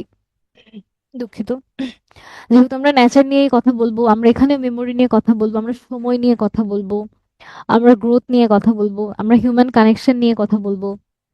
কবিতাটা কিভাবে শুরু হচ্ছে? কবিতাটা শুরু হচ্ছে 13 জুলাই 1798 সালে এসে। কিন্তু কবিতার শুরুটা কিন্তু আসলে 1798 সালে উনি লিখলেন, কিন্তু শুরুটা আসলে সেই 1793 সালে হয়েছিল, 5 বছর আগে। উনি ওয়ে ভ্যালিতে আসলেন, ওনার বোন ডরোথি ওয়াটসনকে নিয়ে ঘুরতে আসলেন। তখন উনি খুবই ইয়াং ছিলেন, খুবই রেস্টলেস ছিলেন, এবং প্রকৃতির সাথে যে খুব কানেকশন ছিল ওরকমও না, আবার একদমই যে গা ছাড়া দায় সারা ভাব ওরকমও না, তখন প্রকৃতিকে একভাবে দেখতেন। এরপরে সেই 1798 সালে যখন উনি ওনার বোনকে নিয়ে আবার আসলেন, তখন ওনার মধ্যে প্রকৃতির সেই আগেকার আর পরেকার যে ছবির পার্থক্য, সেটাই উনি ওনার এই কবিতাতে লিখেছেন। উনি 5 বছর পরে ফিরে আসতেন লিরিক্যাল ব্যালাডস এর একদম শেষ যে কবিতাটা, শেষ এডিশনের কবিতাটাই তিনটার নামে। আর আমরা তো এখানে দেখতেই পাচ্ছি, এখানে স্পিকার ওয়াটসন নিজেই দুঃখিত, রিফ্লেক্টিভ একজন ট্রাভেলার হিসেবে উনি ওই গল্পটা বলে গেছেন। আর এই 5 বছরের এই যে সময়টা, এটা খুব গুরুত্বপূর্ণ, খুব সিগনিফিকেন্ট। কেন? উনি ওনার ইউথ থেকে ম্যাচুরিটির দিকে এসেছেন। সেই চঞ্চল, স্থির, মানে চঞ্চল থেকে স্থিরতার দিকে এসেছেন, একটু ধাতস্থ হয়েছেন জীবনের সাথে। তখন যে একটা সেন্সেশন ফিল করতেন নেচার দেখে, এখন সেটা একটা রিফ্লেকশনে আসছে। এবং নেচার দেখছিলেন তখন, আর এখন উনি নেচার থেকে শিখছেন, দেখা থেকে শেখা, দেখা থেকে বোঝা। এটার যে ট্রান্সফরমেশন, এই যে জার্নিটা, এটাই কিন্তু আমরা এই পুরো কবিতা জুড়ে দেখবো। দুঃখিত, আমার গলাটা একটু বসে আছে। আমাদের কবিতাটা কিভাবে শুরু হচ্ছে দেখেন, 5 years have passed। শুরুতেই বলে দিচ্ছেন 5 বছর পেরিয়ে গেছে। আবার এসে উনি ওয়ে ভ্যালিতে দাঁড়িয়েছেন। উনি দেখতে পাচ্ছেন কিভাবে করে পাহাড়ের গা ঘেঁষে ঝর্ণা নেমে আসছে, কিভাবে করে পানির কলকল সেই শব্দ আমরা শুনতে পাচ্ছি, ঝর্ণার যে সেই তীব্র শব্দ যেটা আমাদের মধ্যে দোলা দিয়ে যায়। তখন ওনার চোখের সামনে বারবার সেই 5 বছর আগের স্মৃতি ফিরে আসছে। 1793 সালে এসে উনি যা যা দেখেছিলেন, লফটি ক্লিফ দেখেছিলেন, পাহাড়ের উঁচু নিচু ধাপ, নির্জন আকাশ, সাইকামো ট্রি মানে হচ্ছে ডুমুর গাছ, চারপাশে ডুমুর গাছে ভরা, পাশে হচ্ছে দিগন্ত বিস্তৃত সবুজ মাঠ, অর্কার্ড প্লট ছিল, হেজ রোজ ছিল। হেজ রোজ গুলো কোনগুলো? আমরা ওই যে আমরা বলি না যে বেড়া দিয়ে রাখি, চারপাশ ঘিরে রাখি, ওগুলো। আর হচ্ছে ফার্ম হাউস খুব পশ একটা জায়গা, মানে এখনকার জন্য মানুষ প্রায় হচ্ছে ভ্যাকেশনে ফার্ম হাউসে চলে যায়। তো সেই ফার্ম হাউসের কাছে ধোঁয়া উঠছিল। এই যে ল্যান্ডস্কেপটা, এখানে কোনো যুদ্ধ নাই, কোনো খুব মিরাকেল নাই, খুব মানে ঘটনাবহুল কিছু নাই, কিন্তু তারপরেও এটা ওনার কাছে ভীষণ ব্যক্তিগত। উনি এটাকে দেখে কি ভাবছেন, উনি ওনার মানে হারিয়ে আসা, ফেলে আসা সময়ের সামনে নিজেকে দাঁড় করালেন, যে উনি দাঁড়িয়ে আছেন সেই 5 বছর আগের সময়টাতে। এবং এই যে 5 বছর ধরে উনি ওয়ে ভ্যালিতে ছিলেন না, উনি একা একা রুমে কাটিয়েছেন। উনি কখনো হচ্ছে খুব ক্রাউডেড সিটিতে কাটিয়েছেন, রাস্তায় কাটিয়েছেন, জনবিস্তৃত মানুষের মাঝে কাটিয়েছেন, খুব নয়েজের মধ্যে ছিলেন, মানসিক দ্বিধাদ্বন্দ্বে ছিলেন, প্রেসারে ছিলেন। তারপরেও ওনাকে কিন্তু নেচার সবসময় হিল করেছে উইথ ট্রাঙ্কুয়াল রেস্টোরেশন। কিন্তু উনি যখনই এই স্মৃতির কথা মনে করেছেন, উনি মানসিকভাবে প্রশান্তি পেয়েছেন। ওনার যে সেই কোয়াইট প্লেজারটা, আর ওনার যে ওনার ভেতরে একটা ইনার ইকুইলিব্রিয়াম মানে সমতা নিয়ে এসেছিল। এবং উনি বুঝতে পেরেছিলেন যে আমাদের যে দৈনন্দিন জীবনের যে প্রেশার থেকে যদি আমরা রিলিফ পেতে চাই, তাহলে আমাদের আসলে নেচারের কাছেই ফিরতে হবে। আমাদের আর কোনো উপায় নাই প্রকৃতির কাছে ফেরত আসা ছাড়া। এবং যখন ওই 5 বছর আগে উনি ছিলেন, তখন আসলেও বুঝতে পারেননি, আগের কবিতাটার মতো, যে এই 5 বছরের মেমোরি কিভাবে পরে ওনার জন্য অনেক বড় একটা শেল্টার, ওনার জন্য মেডিসিন, ওনার জন্য গাইডেন্স, ইনার স্ট্রেংথ হয়ে দাঁড়াবে। ওই যে আমরা বললাম, যখন উনি এসেছিলেন 5 বছর আগে, তখন কি ছিলেন? তখন তো কৈশোরের সেই চঞ্চল একজন কিশোর ছিলেন, অথবা যুবক, তারুণ্যে উদ্যমে ভরপুর। তখন ওনার কাছে মানে প্রকৃতি মানেই ইমিডিয়েট একটা এক্সাইটমেন্টের ব্যাপার, ফিজিক্যাল একটা ফ্রিডম, তারপরে হচ্ছে গতি নিয়ে এসেছিল জীবনের। তারপরে চারপাশে শুধু আলো ঝলমল করছে, চারপাশে শব্দ, চারপাশে সৌন্দর্য, চারপাশে রং। এবং এই ব্যাপারটা ওনাকে তখন কি দিয়েছিল, উইথ গ্ল্যাড অ্যানিমাল মুভমেন্ট। মানে উনি একদম ছন্ন ছাড়া একজন, মনে করেন পাখির মতো পশুর মতো উড়ে বেড়াচ্ছিল, ঘুরে বেড়াচ্ছিল। কিন্তু এই 5 বছর পরে এসে এই ওয়ে ভ্যালিতে দাঁড়িয়ে ওনার মধ্যে সেই এক্সাইটমেন্টটা কিন্তু নাই। কিন্তু এটাকে কি উনি হচ্ছে মনে করছেন যে এক্সাইটমেন্ট হারিয়ে ফেলেছি মানে জীবন থেকে সব চলে গেছে? উনি কি দেখছেন, এখন ওনার মধ্যে অনেক বেশি ম্যাচিউরিটি চলে এসেছে, ওনার মধ্যে সিম্প্যাথি এসেছে, ওনার মধ্যে পরিমিতি বোধ চলে এসেছে, ওনার মধ্যে আন্ডারস্ট্যান্ডিং চলে এসেছে। জীবন থেকে ওনার কত অভিজ্ঞতা জমা হয়েছে। এখন উনি কিভাবে নেচারকে ভালোবাসছেন দেখেন। He no longer loves nature less. উনি কিন্তু নেচারকে কম ভালোবাসছেন না, বরং আরো বেশি ভালোবাসছেন, কিন্তু ভালোবাসার ধরনটা বদলে গেছে, ভাষাটা বদলে গেছে। নেচারের যে এই সৌন্দর্য, এখন সেই সৌন্দর্য আমাদের জীবনের ভার বহন করে চলেছে। আমাদের এই ম্যাচিওর ওটসোর্সের কাছে নেচার এখন আর শুধু রং, গতি, আনন্দ নিয়ে হাজির হচ্ছে না।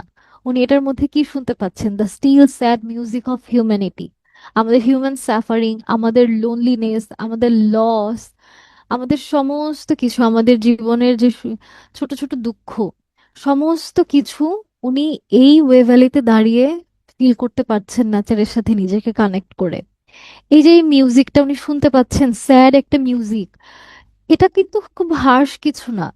স্পিকারকে ওটা কি করছে, ওকে ওনাকে আরো থটফুল বানাচ্ছে, ওনাকে আরো হচ্ছে মানবিক বানাচ্ছে, ওনাকে আরো নৈতিকভাবে মানে বিনয়ী বানাচ্ছে। নেচার ওনাকে শান্তি দিচ্ছে, ইনার পিস দিচ্ছে, উনি আরো ওয়াইজ হচ্ছেন। নেচার ওনার মেমোরিতে সিনারির চেয়েও অনেক বড়, লার্জার দেন লাইফ হয়ে গেছে। এখানে দেখেন আ মোশন অ্যান্ড আ স্পিরিট। আমাদের এখানে যে সানলাইট, আমাদের ওশান, আমাদের বাতাস, আমাদের আকাশ, আমাদের চারপাশের প্রকৃতি, সমস্ত কিছু, every living and thinking thing, সমস্ত কিছু আমাদের মনের ভেতরে কি সুন্দর জায়গা করে নিয়েছে, মানে একটা সিঙ্গেল লিভিং অর্ডারে সাজিয়ে দিয়েছেন উনি। নেচারের কোনো কিছুই এখন আর কিন্তু আর সেপারেট করা যাচ্ছে না। এই নদী, আকাশ, গাছ, বাতাস, সমস্ত কিছু আমাদের মধ্যে একদম মিশে গেছে।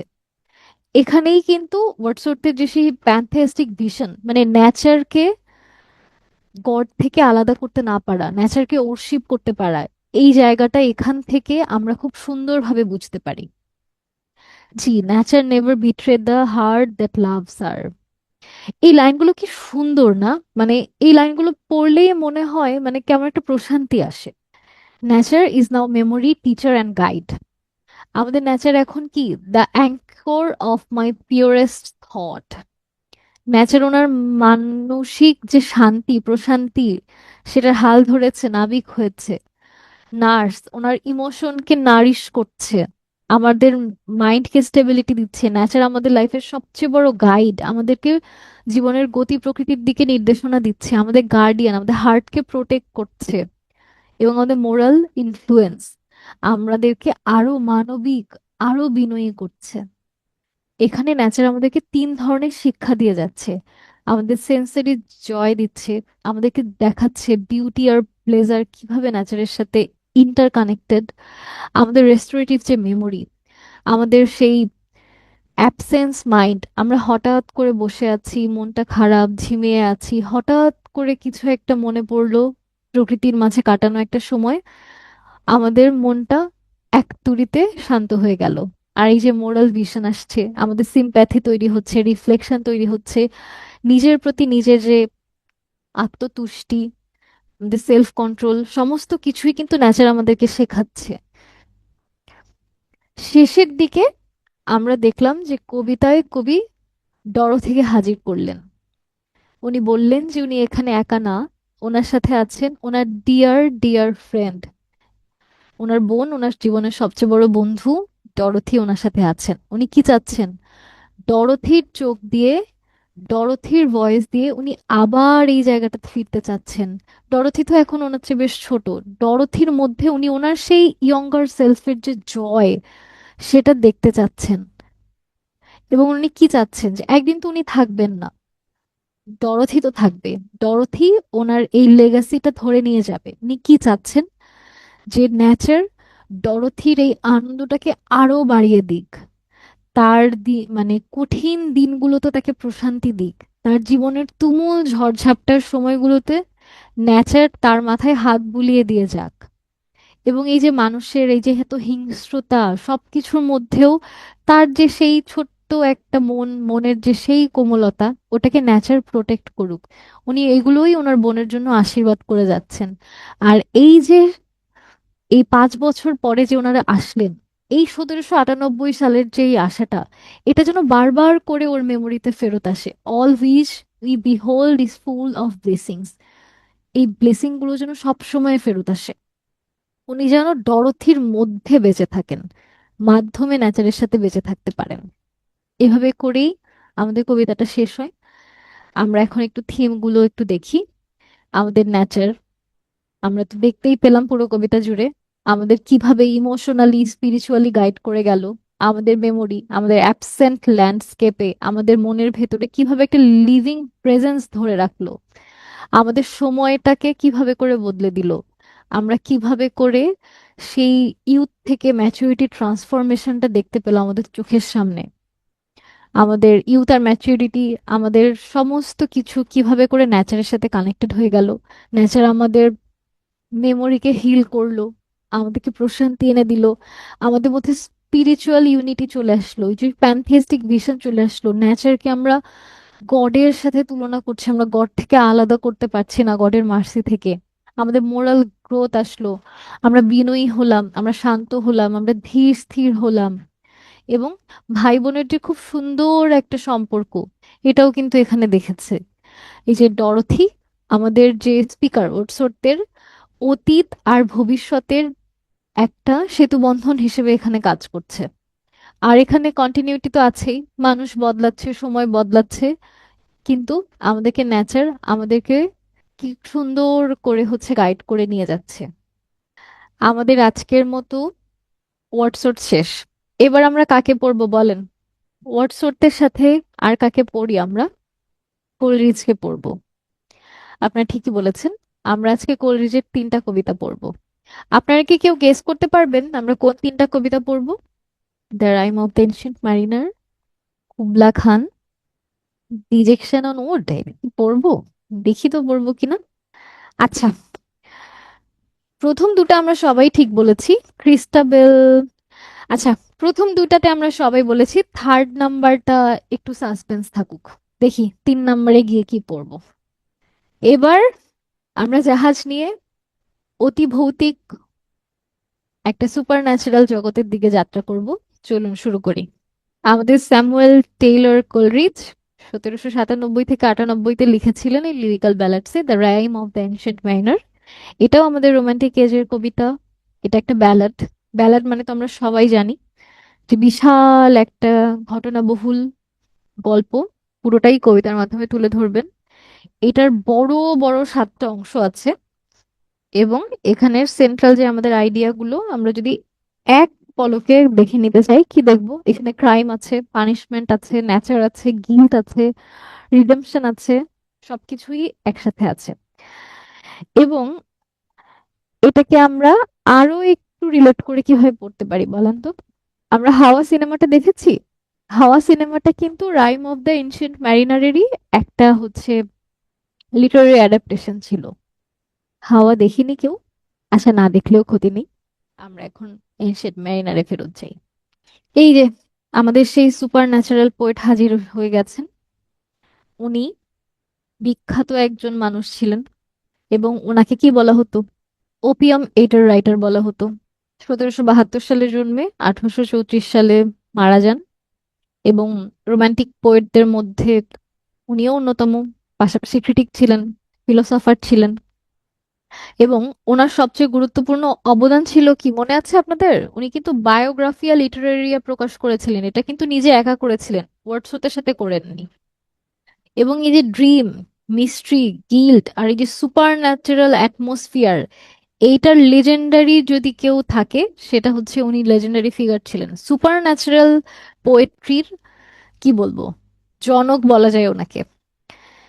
আর উইলিয়াম ওয়ার্ডসওয়ার্থ যেমন হচ্ছে সাধারণ কথাবার্তা বলতেন, সাধারণ মানুষের জীবন নিয়ে কথা বলতেন, কিন্তু উনি কিন্তু এই অলৌকিক ব্যাপারগুলো নিয়ে খুব খেলতেন আমাদের হিউম্যান মাইন্ড নিয়ে। এই যে উইলিং সাসপেনশন অফ ডিসবিলিভ, আমরা জানি ঘটনাটা সত্যি না, বাস্তবে ঘটছে না, কিন্তু আমরা বিশ্বাস করতে বাধ্য হই যে এটাই সত্যি।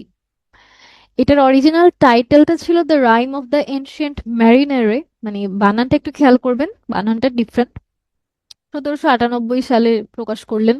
পরে আবার হচ্ছে অনেক গ্লসারি অ্যাড করলে 1817 সালে বের করলেন। ন্যারেটিভ মেথডটা হচ্ছে ফ্রেম স্টোরি, মানে গল্পের ভেতরে গল্প বলা। একটা গল্পের ভেতরেও একটা আরেকটা গল্প যখন লুকিয়ে থাকে তখন আমরা সেটাকে বলি ফ্রেম ন্যারেটিভ। আর এখানে যে লিসেনার, যাকে গল্পটা বলা হবে, উনি একজন ওয়েডিং গেস্ট, বেচারা বিয়ে খেতে এসে ফেঁসে গেছে, মানে বিয়ের দাওয়াতটা আর খেতে পারলো না, বসে বসে গল্প শুনতে হবে। আর কি বললেন, এই ট্র্যাডিশনাল যে ব্যালাড, আমাদের ট্র্যাডিশনাল ব্যালাডের সাথে ইররেগুলার একটা ভ্যারিয়েশন নিয়ে উনি ওনার নিজের মতো করে একটা ভার্সন উনি রিবিল্ড করেছেন। ওয়েডিং সিনে, ওপেন সিতে, অনেক জায়গায় হচ্ছে আমরা ঘুরবো নাবিকের সাথে। আচ্ছা, এখানে আমরা কিন্তু জানি যে আমরা কিভাবে রাইম লিখি, RHYME, কিন্তু আগেকার দিনে কিন্তু রাইম বানাতে এভাবে লেখা হতো। আর যেহেতু উনি এনশিয়ান্ট ট্র্যাডিশনাল সেই ধারণাটা হচ্ছে ওনার কবিতায় হচ্ছে ইনকর্পোরেট করতে চেয়েছিলেন, তাই উনি কিন্তু ওই আর্কাইক যে ওয়ার্ড, প্রাচীন যুগের ওই ওয়ার্ড, ওইখানকার রাইমের যে নাম ছিল রাইম, ওটাকেই হচ্ছে অ্যানশিয়েন্ট লেজেন্ড হিসেবে এখানে ইউজ করেছেন, এই জন্যই রাইম বানানটা এরকম। আমাদের কবিতা শুরু হচ্ছে এই ভদ্রলোককে দিয়ে, ওনার চোখে মুখে ঝিলিক দিচ্ছে, উনি অ্যানশিয়েন্ট ম্যারিনার। উনি হঠাৎ করে এক বিয়ের আসরে হাজির হলেন, তিনজন মানুষ, ওনারা সেজেগুজে বিয়ে খেতে যাচ্ছেন, থামিয়ে দিলেন। একজন তো খুব বিরক্ত যে, আরে ভাই, আমি বরপক্ষের লোক, আমার বর চলে আসছে, দরজা খোলা, আমার এখন যেতে হবে।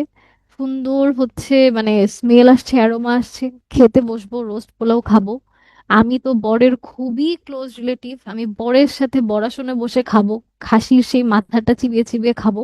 এখন আপনারা তো ফালতু কথা শোনার তো সময় নাই, আমাকে তাড়াতাড়ি যেতে দেন। কিন্তু ম্যারিনার কি যেতে দিবে? জিতে দিবে না। সে হঠাৎ করে তার জীর্ণ শীর্ণ হাত দিয়ে ওয়েডিং গেস্টের হাতটা ধরলো, তার চোখ দিয়ে তাকালো, এবং কি হলো, তার চোখের সেই গ্লিটারিং আইস, ওটাতেই কি হলো, বেচারা ওখানেই কুপোকাত, হিপনোটাইজ হয়ে গেল। এরপরে সে আর কথা বলতে পারলো না, সে আর প্রতিবাদ করতে পারলো না, একদম ছোট বাচ্চার মতো বসে পড়লো, মনোযোগ দিয়ে গল্প শুনবে, রূপকথার গল্প। এবং ম্যারিনার তখন কিভাবে করে হচ্ছে শুরু করলো, he holds him with his glittering eye, মানে আই দিয়েই ক্যাপচার করে ফেললো। আর দেখেন কিভাবে দুইটা জগৎ আলাদা হয়ে গেল। বাইরে বিয়ের সানাই বাজছে, বাইরে কত আনন্দ, আলো ঝলমল করছে, জাঁকজমকপূর্ণ আয়োজন। আর ভেতরে, এই গল্পের ভেতর দিয়ে আমরা যখন ঢুকবো ম্যারিনারের গল্পে, আমরা দেখবো কি পরিমাণ আইসোলেশন, ক্রাইম, ডেথ, গিল্ট আর পানিশমেন্ট অপেক্ষা করছে আমাদের জন্য। ম্যারিনার গল্প শুরু করলেন। মেরিনাররা মনে হয় জ্ঞান দিতে একটু বেশিই পছন্দ করে, আমাদের এনশিয়েন্ট মেরিনার মনে হয় তার মধ্যে আরো বেশি। তো ওনার গল্প শুরু হলো যে আমাদের যে শিপ, আমাদের হারবার ছেড়ে আমরা দক্ষিণের দিকে যাত্রা শুরু করলাম। কিন্তু হঠাৎ করে, সবকিছুই ঠিক ছিল, একদিন হঠাৎ করে খুব বিপর্যস্ত ভায়োলেন্ট একটা স্টর্ম আসলো, আমাদের পুরা শিপকে তোলপাড় করে দক্ষিণে নিয়ে গেল, মানে আমাদের পুরো যাত্রার গতিপথ বদলে দিল। চারদিকে শুধু বরফ আর বরফ, বরফ ছাড়া আর কিছুই দেখা যাচ্ছে না, বরফগুলো হচ্ছে মানে খুব ভয়ঙ্কর শব্দ করে ভেঙে পড়ছে। তারপরে আমাদের যে কুয়াশা, তারপরে এই যে বরফ পড়ছে, কিছুই চোখে দেখতে পাচ্ছে না, জাহাজ থমকে আছে, সামনে আগাতে পারছে না, কোনো মানুষ, কোনো জনমানবের কোনো চিহ্ন আশেপাশে নাই। তখন হঠাৎ করে আমাদের সেই আধিভৌতিক অলৌকিক অ্যালবাট্রস পাখি হাজির হলো। At length did cross an Albatross. এটাকে ওই শিপের সেলররা কিভাবে দেখলেন, তখন হঠাৎ করে মনে হলো যে ক্রিশ্চিয়ান সোল, মানে আমাদের জন্য গডের পক্ষ থেকে মানে দূত হিসেবে আসছে ও। ও আমাদেরকে এখন পথ দেখাবে। ওকে ওয়েলকাম করলো, ওকে খাবার দিল, ওকে খুব মানে গুড ওমেন বলতে আমরা এখানে বোঝাচ্ছি খুব আশীর্বাদ মনে করে পথ প্রদর্শক হিসেবে দেখলো। এবং অ্যালবাট্রস প্রত্যেক দিন আসতে আসতে 9 দিন আসলো। অ্যালবাট্রস আসার পর পরে কি হলো, বরফ গলে গেল, জায়গা তৈরি হলো, আবার বাতাস বইতে শুরু করলো, আমাদের শিপ আবার যাত্রা করতে শুরু করলো। খুব মানে খুবই সুন্দর করে সবকিছু চলছে। হঠাৎ করে আমাদের এই পণ্ডিত ম্যারিনার কি করলো, সে কোনো কারণ ছাড়া মানে আউট অফ নোওয়্যার, ওর মাথায় তখন কি চলতেছিল আমি নিজেও জানি না, সে কি করলো, সে আবার খুব গর্ব করে বলতেছে যে উইথ মাই ক্রস বো আই শট দ্য অ্যালবাট্রস। মানে সুখে থাকতে ভূতে কিলায়, খামোখা একটা নিরীহ পাখিকে ও মেরে ফেললো। যে পাখিটা ওদের জন্য এত ভালো ভালো ভালো ভালো দিক নিয়ে আসলো, ম্যারিনার ওকেই মেরে ফেললো। এবং ও তখন বুঝতেও পারে নাই এই কাহিনী, এই সামান্য একটা ঘটনা যেটা ওর কাছে খুবই তুচ্ছ, সেটা আসলে সবার জীবনে কি পরিমাণ দুর্দশা ডেকে নিয়ে আসবে। One thoughtless act can change the whole world. পুরো পৃথিবী ওলটপালট করে বদলে দিল। যখন অ্যালবাট্রস মারা গেল, সেইলাররা তখন আসলে হতভম্ব হয়ে গেল, ওরা যে কি করবে কিছুই বুঝলো না। প্রথমে ওরা ম্যারিনারকে অনেক দোষারোপ করলো, তারপরে আবার হঠাৎ করে দেখলো যে না, আমাদের আবার তো কুয়াশা সরে যাচ্ছে। তখন আবার বললো যে না, পাখিটাকে মেরে ভালোই হয়েছে, ওকে খাবার দিতে হচ্ছিল, ওকে এই করতে হচ্ছিল, সেই করতে হচ্ছিল। মানে ওরা নিজেদের মধ্যেই নিজেরা পাজলড। তখন আবার সবকিছু স্তব্ধ হয়ে গেল, আর কোনো বাতাস নাই, একদম একই জায়গায় আটকে আছে। আমাদের মাথার উপর সূর্য এমন ভাবে জ্বলছে, আমাদের চারপাশ একদম মানে শুকিয়ে কাঠ হয়ে গেছে, চারপাশে কোনো পানি নাই, খাওয়ার পানি পর্যন্ত শুকিয়ে গেছে। আমাদের এই সাগর, একটু আগে সমুদ্র নিয়ে আমরা কত কথা বললাম, কিন্তু এই সমুদ্র এখানে আমাদেরকে বন্দি করে দিল। সমুদ্র একদম মৃত একটা সাগর, ভয়ঙ্কর একটা অনুভূতি দিচ্ছে আমাদেরকে, মানে কারাগারে বন্দি করলো সমুদ্র, আমাদেরকে আর কোনো মুক্তি এখানে দিচ্ছে না। সেই বিখ্যাত লাইন তখন আসলো, ওয়াটার ওয়াটার এভরিওয়্যার নর এনি ড্রপ টু ড্রিঙ্ক। চারপাশে পানির কোনো অভাব নাই, কিন্তু এক ফোঁটা খাবারের মানে পানযোগ্য পানি নাই। তখন ম্যারিনারের যে ক্রাইম, এইটার রেসপন্সিবিলিটি ওর উপর ওরা চাপিয়ে দিল। এবং কিভাবে চাপিয়ে দিল, সেই যে মরে যাওয়া অ্যালবাট্রসটাকে ওরা ওর গলায় ঝুলিয়ে দিল instead of the cross. Cross মানে জিসাস ক্রাইস্টের যে ক্রস আমরা খ্রিস্টানরা পরে থাকি, ওটাকে তো ওরা হচ্ছে ওদের রিলিজিয়াস একটা সিম্বল, ওটাকে গলায় না ঝুলিয়ে ওর ক্রাইমের পানিশমেন্ট হিসেবে ওর গলায় অ্যালবাট্রসটাকে ঝুলিয়ে দিল। The Albatross about my neck was hang. এবং এটা কোনোভাবেই খুলে পড়লো না। এরপরে আসল খেলা শুরু হলো। ওদের সবার হচ্ছে মানে কণ্ঠ পুরো রোধ হয়ে গেছে, আশেপাশে কোনো পানি নাই, কণ্ঠ শুকিয়ে কাঠ হয়ে গেছে, কেউ কথা বলতে পারতেছে না, ঠোঁট একদম ডিহাইড্রেটেড হয়ে কালো হয়ে গেছে। এত খারাপ অবস্থা। এভাবে করে দিনের পর দিন, মাসের পর মাস কেটে যাচ্ছে, কোনো ধরনের কোনো তো অবস্থার উন্নতি নাই, দিন দিন আরো অবনতি হচ্ছে। এরপরে মেরিনার দূরে একটা জাহাজ দেখতে পেল, ওর মধ্যে একটু আশা তৈরি হয়। কিন্তু এই যে জাহাজটাও দেখতে পাচ্ছে, এই কথাটাও ও বলতে পারছে না। তখন ও কি করলো জানেন, তখন ও নিজের আর্ম, নিজের কোনোই কামড় দিয়ে রক্ত বের করে সেই রক্তটা পান করলো, ওর গলাটা ভেজালো। তারপরে ও অন্যান্য সেলরদেরকে বলল যে একটা জাহাজ আসছে। কিন্তু সেই জাহাজটা তো খুবই ভৌতিক, কোনো ধরনের কোনো বাতাস ছাড়াই কিভাবে আসছে, জাহাজটাকে দেখতেও খুবই ভৌতিক, একদম মানে কঙ্কালসার। এবং আমাদের সূর্য যে ডুবে যাচ্ছে, একদম রক্তিম লাল আভা নিয়ে চারপাশে, খুবই ভৌতিক একটা পরিবেশ। এবং কোনো ধরনের কোনো মানুষ নাই সেখানে সেই জাহাজে। সেই জাহাজ যখন আসলো, দেখা গেল সেই জাহাজে আছে শুধুমাত্র death and life in death, মানে একটা মৃত্যু আর একটা জীবন, আর মৃত্যুর মাঝামাঝি কোনো একটা ক্রিয়েচার, মানে সুপার ন্যাচারাল প্যারানর্মাল ক্রিয়েচার। এবং ওরা এসে গ্যাম্বলিং করা শুরু করলো, মানে ওরা ডাইস গেম খেললো। ডাইস গেম বলতে ওরা এখানে পাশা খেললো। বা জুয়া খেললো, যাই বলতে পারি না কেন। এবং এই পাশা খেলায় কে জিতলো? লাইফ ইন ডেথ জিতলো। The game is done, I have won life in death, ম্যারিনারকে জিতে নিল। আর ডেথ যেহেতু হেরে গেল, এরপরে সেই যে 200 মানে নাবিক ছিল, একে একে সবাই মারা গেল। এবং সবাই মরে যাওয়ার আগে ম্যারিনারের দিকে এমন ভাবে তাকিয়েছিল যে আমাদের মৃত্যুর জন্য তুমি দায়ী। সবাই চোখ দিয়ে ওকে পুরো ভস্ম করে দিয়ে গেল, ওকে অভিশাপ দিয়ে গেল। এবং সেই ম্যারিনার এই 200 মৃত মানুষের মধ্যে একাই দাঁড়িয়ে থাকতো। Alone, alone, all alone, alone on a wide wide sea. এটা কত বড় অভিশাপ যে ও বেঁচে আছে, কিন্তু এই বেঁচে থাকাটা আসলে অর্থহীন। এবং ম্যারিনার কিন্তু এভাবেই করে হচ্ছে বেঁচে থাকলো। চারপাশে মৃত নাবিকরা পড়ে আছে, চারপাশে কিলবিল করছে কিছু সি ক্রিয়েচার, যেগুলো সম্পর্কে তার কোনো ধারণা নাই, কিছুই নাই। সে হচ্ছে খুব চাচ্ছে গডের কাছে প্রেয়ার করতে, কিন্তু প্রেয়ার করতে পারছে না। তার ভয় কাটছে না, সে কিছুই বলতে পারছে না, সে কিভাবে যে প্রেয়ার করবে সে সেটাই জানে না।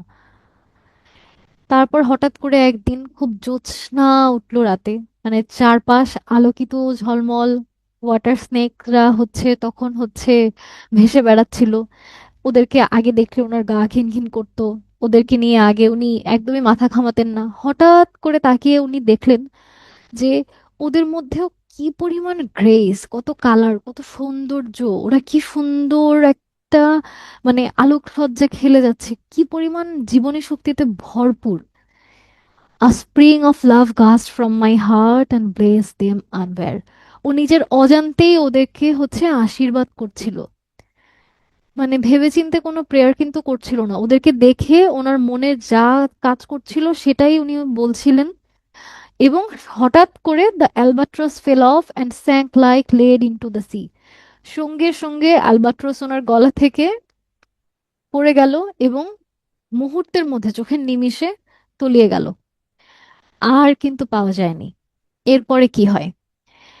এরপরে বৃষ্টি আসলো, উনি একটু পানি খেলো, সরি পানি পান করলো। এরপর একটু ঘুমালো, সে যে কতদিন না ঘুমিয়ে জেগেছিল। এরপরে শিপ আবারও চলতে শুরু করলো। হঠাৎ করে সমস্ত মৃত নাবিকরা জেগে উঠলো। ওরা কিন্তু মৃতই, কিন্তু ওদের মধ্যে ব্লেসড হলি স্পিরিটরা এসে ভর করলো। ওরা কাজ করা শুরু করলো। এবং অ্যালবাট্রসকে ভালোবেসেছিল এমন একজন নাবিক, যে ওর উপরে হচ্ছে অ্যানশিয়েন্ট ম্যানের উপরে হচ্ছে রিভেঞ্জ নিয়েছে। এবং ও বুঝতে পারছে যে ওর পানিশমেন্ট এখনো শেষ হয় নাই, ওর এই পানিশমেন্ট আজীবন চলবে। এবং কোনো একটা সুপার ন্যাচারাল ফোর্সের মাধ্যমে ম্যারিনারের দেশের পথেই এগিয়ে যাচ্ছে। ও হচ্ছে ওর হোমল্যান্ডের লাইট হাউস দেখতে পাচ্ছে, চার্চ, পাহাড় সবকিছু দেখে তো আনন্দে আত্মহারা যে ওর নিজের ঘরে ফিরছে। কিন্তু এরপরে কি হলো? হারবারের কাছে আসতেই আমাদের হচ্ছে সেই আবার আধিভৌতিক কিছু শব্দ শুরু হলো। আমাদের জাহাজ হঠাৎ করেই তলিয়ে গেল, আমাদের ম্যারিনারও ডুবে গেল। এর মধ্যে একটা পাইলটের বোট এসে হচ্ছে ওকে রেস্কিউ করলো। ও শিভ মি হোলি ম্যান! ওখানে পাইলট ছিল, পাইলটের একটা ছেলে ছিল, ওখানে একজন হারমিট ছিলেন। উনি হচ্ছে হারমিটের কাছে গিয়ে কনফেস করলেন ওনার ক্রাইম। এরপরে ওনার আসল পানিশমেন্ট আসলে তখন শুরু হলো। এতদিন যে পানিশমেন্ট আমরা দেখলাম এটা কোনো পানিশমেন্টই না। তখন থেকেই ওর আসল পানিশমেন্ট শুরু। ওর মধ্যে মাঝে মাঝে প্রচন্ড অশান্তির কাজ করে। এবং এই অশান্তি শুধুমাত্র তখনই থামবে বা থামে যখন ও একজন নির্দিষ্ট কাউকে গিয়ে এই গল্পটা বলে। এবং ওর কাছে মনে হয় যে ওর একটু একটু করে হচ্ছে পাপের প্রায়শ্চিত্ত হচ্ছে। আর এই বিয়ের আসরে সেই যে ব্যক্তি যাকে ও আটকে রেখেছে, আজকে সেই হচ্ছে ওর সেই চোজেন লিসেনার। গল্প শেষ করে ম্যারিনার তো ঘরে ফিরে আসলো শান্তি, যে আমার হচ্ছে যন্ত্রণাটা কমে গেছে। কিন্তু এই ওয়েডিং যে গেস্ট, ওরও খুব অদ্ভুত ভাবে ওর মধ্যে একটা পরিবর্তন আসলো। ও নিজের ঘরে ফেরত গেল, কিন্তু কিন্তু দুজনের কেউই আর আগের মানুষটা নাই। গল্প শুরুর আগের আর পরের মানুষ একদম আলাদা। এবং এই কবিতার সবচেয়ে বিখ্যাত line, he prayed best who love best all things both great and small. আমাদের গডের ক্রিয়েচার সেটা যত তুচ্ছই হোক না কেন, সমস্ত কিছুকে যখন আমরা ভালোবাসবো, আগলে রাখবো, তখনই আসলে আমরা সৃষ্টির সেরা জীব হয়ে উঠতে পারবো। এবং ওয়েডিং গেস্ট কিভাবে ফেরত গেলেন, উনি কিন্তু আর বিয়ের আসরে গেলেন না, উনি a sadder and a wiser man হিসেবে ফেরত চলে গেলেন। এখানকার থিমগুলো কি আমরা দেখে নেই একবার। ক্রাইম অ্যাগেনস্ট নেচার, অ্যালবাট্রসকে হত্যা করার মাধ্যমে আমরা ন্যাচারাল অর্ডারকে ওলটপালট করে দিয়েছি, এবং সেটা আমাদের জীবনকেও তছনছ করে কিভাবে দেয় আমরা দেখি। গিল্ট অ্যান্ড পানিশমেন্ট আছে, ম্যারিনারের সাফারিং আমরা দেখি, সেটা যেমন ফিজিক্যাল সাফারিং তেমন হচ্ছে সাইকোলজিক্যালি ও আইসোলেটেড হয়ে যায়। রিডেম্পশন আছে, যখন ও ওই ওয়াটার স্নেক গুলোকে হচ্ছে প্রার্থনা করলো ওদের জন্য, তখন হঠাৎ করেই ওর মধ্যে স্পিরিচুয়াল একটা চেঞ্জ আসলো। এবং রিডেম্পশন যে আমাদেরকে মুক্তি দেয় না, আমাদের হচ্ছে জীবনভর গল্প বলে আস্তে আস্তে করে পাপের প্রায়শ্চিত্ত করতে হয়, সেটাও আমরা দেখতে পাচ্ছি। আইসোলেশনও আছে, সমুদ্রের সেই যে লোনলিনেস আমাদের গিল্টকে কিভাবে করে হচ্ছে আরো ভিজিবল করে তোলে। সুপারন্যাচারাল এলিমেন্ট দিয়ে তো এটা ভরা, এখানে কত ধরনের সুপারন্যাচারাল এলিমেন্ট আমরা দেখলাম। প্রেয়ার অ্যান্ড লাভের যে পাওয়ার, যে আমাদের যে খুব আয়োজন করেই যে প্রেয়ার করতে হবে তা না, আমাদের একদম সৃষ্টি সৃষ্টির মানে স্রষ্টার সৃষ্টির প্রতিও আমাদের যে প্রেম, এটাও যে আমাদের প্রেয়ারেরই একটা পার্ট, সেটা আমরা দেখলাম। আর এই যে ওয়েডিং এর যে একটা সোশ্যাল কানেকশন, জয়, সেটার বিপরীতে ম্যারিনারের আইসোলেশন কিরকম একটা কন্ট্রাস্টিং সিচুয়েশন তৈরি করে দিল।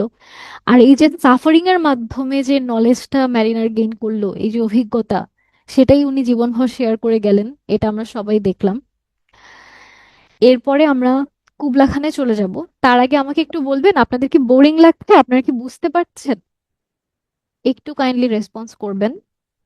জি মানে কি বোরিং লাগছে না বুঝতে পারছেন? এটা বুঝিনি। বুঝতে পারছেন? আচ্ছা, ভালো লাগছে। তাহলে এবার আমরা কুবলা খানে যাই। আমরা এবার স্বপ্নের মাধ্যমে স্বপ্নের মধ্যে প্রাসাদ গড়ব। কোলরিজ অবশ্য এই প্রাসাদটা গড়েছিলেন আফিম খেয়ে, কুবলা খান। কুবলা খানের টাইটেলটাও একটু আলাদা, অন্যরকম। ফুল টাইটেলটা হচ্ছে Kubla Khan or of vision in a dream. অনেক সময় এটাকে একটা ফ্র্যাগমেন্টও বলা হয়। এটা 1797 সালে উনি লিখেও 1816 সালে পাবলিশ করেছিলেন। কেন করেছিলেন সেই গল্পটা বলছি। এটাও রোমান্টিক এজের ভিশনারি ড্রিম পোয়েম বলি আমরা এটাকে। মাত্র 54 লাইনের কবিতা, কিন্তু কি ভীষণ শক্তিশালী একটা কবিতা। ইমাজিনেশন, ক্রিয়েশন, নেচার, পাওয়ার, পোয়েটিক ইন্সপিরেশন সমস্ত কিছু দিয়ে একদম পরিপূর্ণ।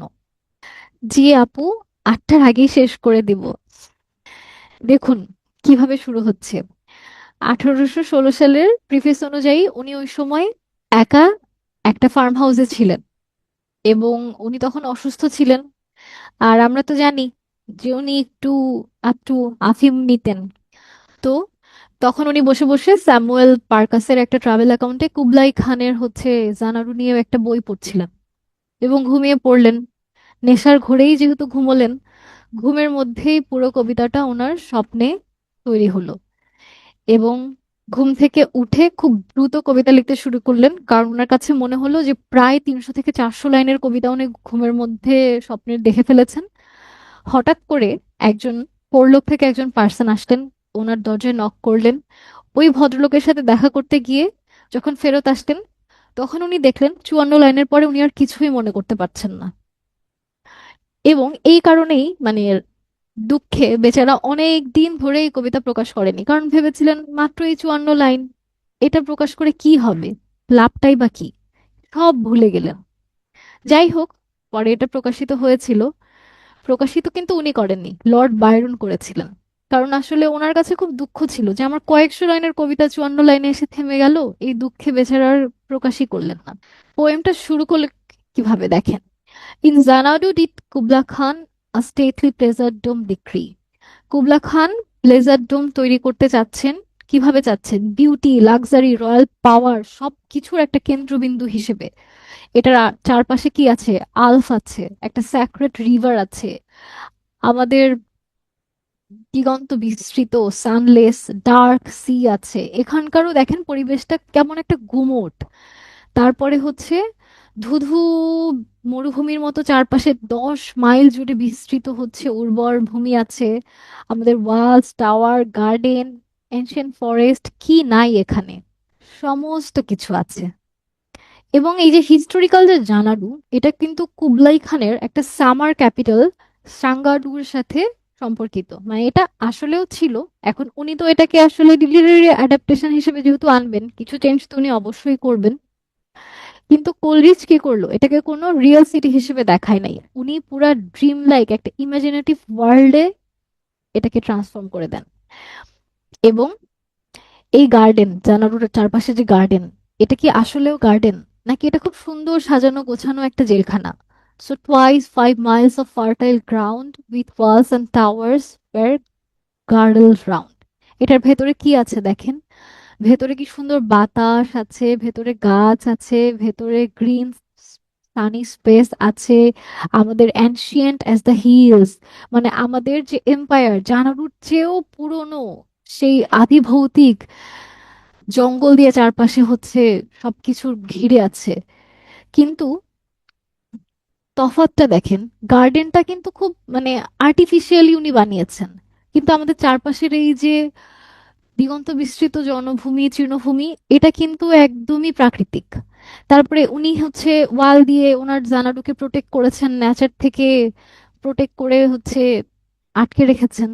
কিন্তু আমাদের অ্যানশিয়েন্ট যে ফরেস্ট, সেটা কিন্তু কুবলার এই এম্পায়ারের চেয়ে কত পুরনো, ওর কিন্তু নিজেকে প্রোটেক্ট করার কিছু নাই, ও নিজেই হচ্ছে লার্জার দ্যান লাইফ।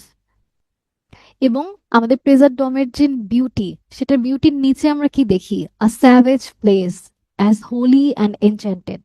এটার মধ্যে একটা ডিপ রোমান্টিক ক্যাজম আছে, এটার নিচে সেডার ট্রি আছে, এটার নিচ দিয়ে আমাদের সেই স্যাক্রেড আলস বয়ে গেছে। এবং কিরকম মানে চাঁদের আলোয় মানে খুব ভৌতিক লাগে। এবং সেখানে একজন মানুষ তার ডেমন লাভারের জন্য বিলাপ করছে। এবং এটা আমাদের কুবলা খানের যে সেই সাজানো গোছানো বাগান, সেটার একদমই অপোজিট। গার্ডেনটা খুব সুন্দর করে সাজানো, কিন্তু আমাদের ক্যাজম এটা হচ্ছে ওয়াইল্ড। আমাদের গার্ডেন কি সুন্দর সানি, আমাদের ক্যাজমটা কতটা ডার্ক, এবং গার্ডেনের উপরে কুবলা খানের আধিপত্য আছে। কিন্তু আমাদের ক্যাজম এটা আনপ্রেডিক্টেবল, আমরা এটা কোনোভাবেই কন্ট্রোল করতে পারবো না। আর এটা আমাদের হিউম্যান ডিজাইন, মানে আর্টিফিশিয়াল একটা ব্যাপার। কিন্তু এখানে প্রিমিটিভ ন্যাচারাল পাওয়ার ফোর্সটা প্রচন্ড পরিমাণে তীব্র। এই ক্যাজমের ভেতর থেকে হঠাৎ কি শুরু হলো দেখেন, আ মাইটি ফাউন্টেন মোমেন্টলি ওয়াজ ফোর্সড। এখানে ন্যাচার আমাদের সাথে কথা বলছে, শ্বাস প্রশ্বাস করছে। আমাদের এই যে আলফ রিভার, এটা ফরেস্ট আর ভ্যালির মধ্যে দিয়ে 5 মাইল করে বয়ে যাচ্ছে, এবং এটার কাছে মনে হচ্ছে একটা লাইফলেস মানে ওশানে এসে ডুবে যাচ্ছে। সেই দিগন্ত বিস্তৃত সমুদ্র যার কোনো শেষ নাই, সেখানে এসে মিলে যাচ্ছে। আমাদের পৃথিবী ইনহেল এক্সেল করছে, শ্বাস নিচ্ছে শ্বাস ফেলছে, পাথরে পাথরে ঘর্ষণ হচ্ছে। এই যে ভায়োলেন্ট একটা ট্রান্সফরমেশন, এইখান থেকেই আমাদের আলফ রিভার হচ্ছে তৈরি হচ্ছে, বেরিয়ে আসছে, ছিঁড়ে ফুঁড়ে আসছে। এরপরে রিভার যখন ডার্ক ওশানের দিকে চলে যাচ্ছে, তখন কুবলা দূর থেকে শুনতে পাচ্ছেন অ্যানকেস্ট্রাল ভয়েসেস প্রোফেজিং ওয়ার, মানে ওয়ার, যুদ্ধের একটা ঘোষণা আদিপুরুষরা দিচ্ছেন। কুবলা তার যে প্যারাডাইসটা তৈরি করলেন, তার সাথে একসাথে কত কিছু কানেক্টেড, এটার মধ্যে বিউটি লাক্সারি সমস্ত কিছু সে আসলো নিয়ে। তারপরে নেচার আসলো, ভায়োলেন্স আসলো, এবং অ্যাঙ্কেস্ট্রাল ভয়েসটা তাকে বলছে যে যুদ্ধের একটা বিপদবাণী, সতর্কবার্তা, যুদ্ধ আসছে সামনে, তোমার এই প্যারাডাইস কিন্তু ধ্বংস হবে। এই শ্যাডো ওয়াটারের মধ্যেই ডোমটা ভাসছে, ডোমের ছায়া আমরা দেখতে পাচ্ছি, শেষে ডোমটাকে কি বলা হচ্ছে, a sunny pleasure dome with caves of ice. এরপরে কুবলা হঠাৎ করে গায়েব হয়ে গেল, এবং আমাদের আবিসিনিয়ান মেইড হাজির হলো, ইথিওপিয়ান একজন রমণী। ওনার মাধ্যমে জানারু থেকে হঠাৎ করে কবি ওনার পার্সোনাল মেমোরিতে ফেরত আসলেন। এবং উনি মনে করছেন সেই যে আবিসিনিয়ান মেইড ডালসিমার এক ধরনের বাদ্যযন্ত্র উনি বাজাচ্ছিলেন, মাউন্ট অ্যাবোরাকে নিয়ে উনি গান করছিলেন। এবং এই গান আমাদের কবিকে একদম পুরো হিপনোটাইজ করে দিয়েছিল। Could I revive within me her Symphony and song, আমি কি আসলে ওর মতো করে ওর ওই গানটা নিজের মধ্যে আনতে পারবো? যদি আমি পারি, তাহলে আমি কি কি করতে পারবো? তাহলে আমি নিজের মধ্যে কুবলার প্লেজার ড্রোমটাকে আবার রিবিল্ড করতে পারবো। এবং আমি কিভাবে বানাবো? আমি তো কবি, আমি গান দিয়ে বানাবো। আমি কবিতা দিয়ে বানাবো, আমি আমার ভাষা দিয়ে, ছন্দ দিয়ে, কল্পনা দিয়ে বানাবো। এবং কুবলার এই প্লেজার ডোম জানাটুতে তৈরি হয়েছে, কিন্তু কবির এটা কোথায় তৈরি হবে? বাতাসে ভাসমান একটা প্লেজার ডোম হবে। এবং কুবলার এই প্লেজার ডোমের একটা তো পরিধি আছে, এটা হচ্ছে পরিধিহীন, বিস্তৃত হবে। এবং স্পিকার কি বলছেন, যে এটা যদি উনি করতে পারেন, মানুষজন তখন তাকে দেখে ভয় পাবে, তারা বলবে beware, beware, splashing ice is floating here. তাকে ঘিরে মানুষ একটা প্রোটেক্টিভ সার্কেল তৈরি করবে, তাকে খুব ইন্সপায়ার্ড, ডেঞ্জারাস, একটা স্যাক্রেড, খুব পবিত্র কিছু হিসেবে তারা ওরশিপ করবে। এবং তখন তার কাছে মনে হবে কি, যে সে, মানে এখানে কিন্তু ওই যে আপনার ইয়ে কি প্যারাডাইসের কানেকশন আছে, প্যারাডাইস লস্টের সাথে কানেকশন না, যেমন ফরবিডেন যে ফ্রুটটা ছিল ওটাকে সে কি বলছে, মানে আমি প্যারাডাইসের হচ্ছে, যে প্যারাডাইসের যে সেই প্যারাডাইস যে মিল্ক, আমি হচ্ছে স্বর্গের সেই দুধ পান করে এসেছি, আমি এখন আর সাধারণ কোনো মানুষ না। পোয়েমটা কিভাবে শুরু হয়, কুবলার পাওয়ার দিয়ে শুরু হয়ে পোয়েটের ইমাজিনেশনে এসে পোয়েমটা শেষ হলো। এবং কুবলার সাথে পোয়েটের ডিফারেন্সটা দেখেন, সে ওয়ার্কারদেরকে কমান্ড দিয়ে প্রেজেন্ট বানাইলো, আর মানে আমাদের কবি কি করবে, সে ল্যাঙ্গুয়েজকে কমান্ড দিল। এবং আমরা তো বললামই যে একজনেরটা হলো স্থলে, আর একজনেরটা হবে বাতাসে। এবং একজন পলিটিক্যাল পাওয়ার দিয়ে হচ্ছে ডমিনেট করলো, একজন ইমাজিনেশন দিয়ে ডমিনেট করলো। এভাবে করে উনি জাস্ট একটা ডোমই বানালো কুবলা, কিন্তু কবি কি বানাবেন, উনি পুরো একটা স্বপ্নের জগৎ তৈরি করে ফেললেন। এবং এখানে থিম গুলো কি, এখানে থিম খুবই গভীর একটা থিম। এবং এখানে উনি পোয়েটিক ইমাজিনেশন দিয়ে দেখালেন যে poet can recreate words through language and vision. আমরা ভাষা দিয়ে, কল্পনা দিয়ে আমাদের পুরো জগৎটাকেই নতুন ভাবে সাজাতে পারি, আমরা একই সাথে ভাঙতে পারি, একই সাথে গড়তে পারি। আমাদের বিউটি কিভাবে করে ভায়োলেন্স, ডার্কনেস, সমস্ত কিছুকে সাপ্রেস করে যেতে পারে, আমাদের হিউম্যান পাওয়ার আর ন্যাচারের যে কনফ্লিক্ট, সেটাও আমরা এখানে দেখেছি। অর্ডার আর ক্যাওস দেখেছি কুবলার প্রাসাদ আর অ্যানশিয়েন্ট ফরেস্টের সাথে। ইন্সপিরেশন আর লস আমরা দেখেছি, যে একজন ইন্সপিরেশন নিলেন কিন্তু সেটা কিভাবে আবার সেই স্বপ্নভঙ্গের মধ্যে দিয়ে হারিয়ে গেল। Art and political power, Kubla dominate করলো পলিটিক্যাল পাওয়ার দিয়ে, পোয়েট নিয়ে আসলো আর্ট। এবং সুপারন্যাচারাল এলিমেন্ট তো আমরা এখানে দেখেছি। এবং অপোজিট সাইড দেখেছি, ইউনিটি দেখেছি, এই যে মানে অগ্নিবরণ টাইপের ব্যাপার স্যাপার, সান অ্যান্ড আইস, আলো আধার, গরম ঠান্ডা, প্লেজার এন্ড ফিয়ার, আনন্দ ভয়, ভাঙা গড়া, সবকিছু এখানে একসাথেই কোএক্সিস্ট করে গেল। এবার আমরা আমাদের শেষ কবিতায় আসবো। অনেকেই বলেছিলেন ক্রিস্টাবেল পড়বো, অনেকেই বলেছিলেন ডিজেকশন উড পড়বো। আপনাদেরকে হতাশ করে আমরা আজকে যেটা পড়বো সেটা হচ্ছে দ্য নাইটেঙ্গেল। দ্য নাইটিঙ্গেল এটাকে আ কনভারসেশনাল পোয়েম বলা হয়। এটা লিরিক্যাল ব্যালাডসেরই একটা অংশ। এপ্রিল 1798-তে লেখা হয়েছিল। ব্ল্যাঙ্ক ভার্সে লিখেছে, বিশাল বড় কবিতা, 112 লাইনের। এবং এখানে পুরো অন্যরকম একটা আবহ, এখানে নেচার আছে, এখানে জয় আছে, এখানে হিউম্যান প্রজেকশন, চাইল্ডহুড সব আছে। আর সেই গুমট গুমট ভাব নাই। এবার আমরা একটু দেখি, আনন্দের দিকে ফিরি।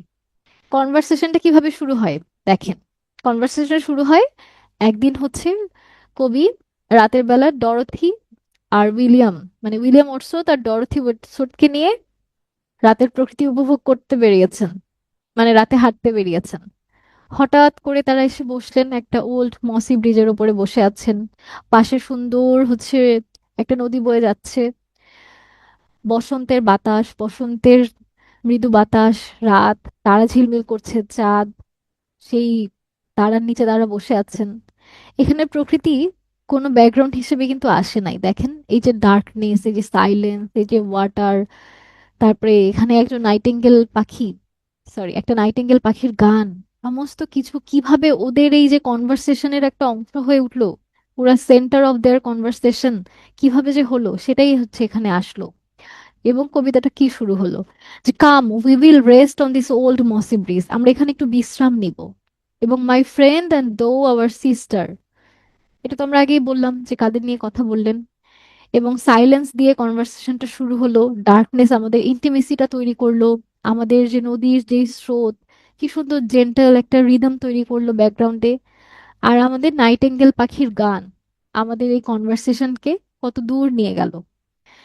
এবং খুব সাধারণ একটা নাইট, খুব সাধারণ একটা রাতের আকাশ, সেখানে কোনো সানসেট নাই, খুব তারাগুলো নিভু নিভু আলো দিচ্ছে, তেমন কোনো বাতাস নাই, কোনো কোলাহল নাই। কিন্তু উনি কি বললেন, we shall find a pleasure in the dimness of the stars. এর মধ্যেই আমরা কিরকম ভাবে আনন্দ খুঁজে নিব, বসন্তের সেই বৃষ্টির কথা ভাববো। এবং এই বৃষ্টির পরে আমাদের মাটিটাকে যখন ভিজিয়ে যায়, বৃষ্টির পরে যে সোদা মাটির যে গন্ধ, এটা কিভাবে আমাদের মনকে প্রশান্তি দেবে। হঠাৎ করেই আমাদের নাইটেঙ্গেল পাখি গান গাইতে শুরু করলো, and hark the nightingale begins its song.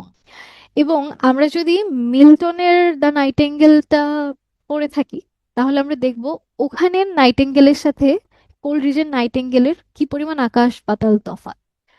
আমরা দেখেছি যে উনি দেখাচ্ছে নাইটিঙ্গেলকে খুব জলি একটা ক্রিয়েচার হিসেবে, কিন্তু আমাদের জন মিল্টন তার ইল পেনসারোসেতে কিন্তু বলেছিলেন যে most musical most melancholy bird, মানে নাইটিঙ্গেলকে সে খুব মেলানকোলিক একটা ক্রিয়েচার হিসেবে বলেছেন, কিন্তু কোলরিজ বলেছেন যে না, a melancholy bird, oh, idle thought, in nature there is nothing melancholy.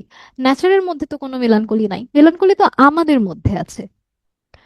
এবং কবিরা যেভাবে করে নাইটিঙ্গেলকে মানে মেলানকোলিক একটা সিম্বল হিসেবে দেখেছেন, এটাকে কোলরিজ একদমই মানতে নারাজ। উনি বলেছেন মোটেই না, ওর তো কোনো ধরনের কোনো স্যাডনেস নাই, স্যাডনেস আমাদের নিজেদের।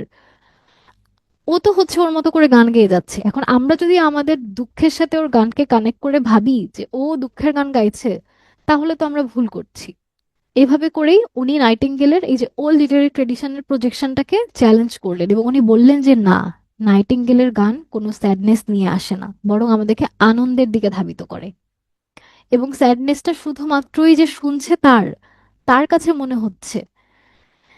এবং কিভাবে করে সে মনে করছে দেখেন, সে মনে করছে যে একজন মানুষ উদ্দেশ্যহীনভাবে ঘুরে বেড়াচ্ছে, তার মেমোরিতে স্যাডনেস আছে, সে তার অসুস্থতায় স্যাডনেস আছে, সে যদি ভালোবাসা থেকে বঞ্চিত হয় তখন তার স্যাডনেস আছে। এই জন্য সে তখন নাইটিঙ্গেলের যে গান সেটা শুনেও তার মধ্যে সেই দুঃখটাই খুঁজে পায়। কিন্তু এই গানে দুঃখ নাই, দুঃখটা শুধুমাত্রই যে শুনছে তার নিজের।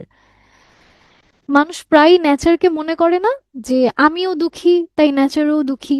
মানে আমরা যেরকম সেরকম ভাবেই কিন্তু আমরা সমস্ত কিছুকে কল্পনা করি, আমাদের মুড, আমাদের ভয়, আমাদের একাকিত্ব, আমাদের মেমোরি দিয়ে আমরা হচ্ছে আমাদের চারপাশের সমস্ত কিছুকে রিক্রিয়েট করার চেষ্টা করি।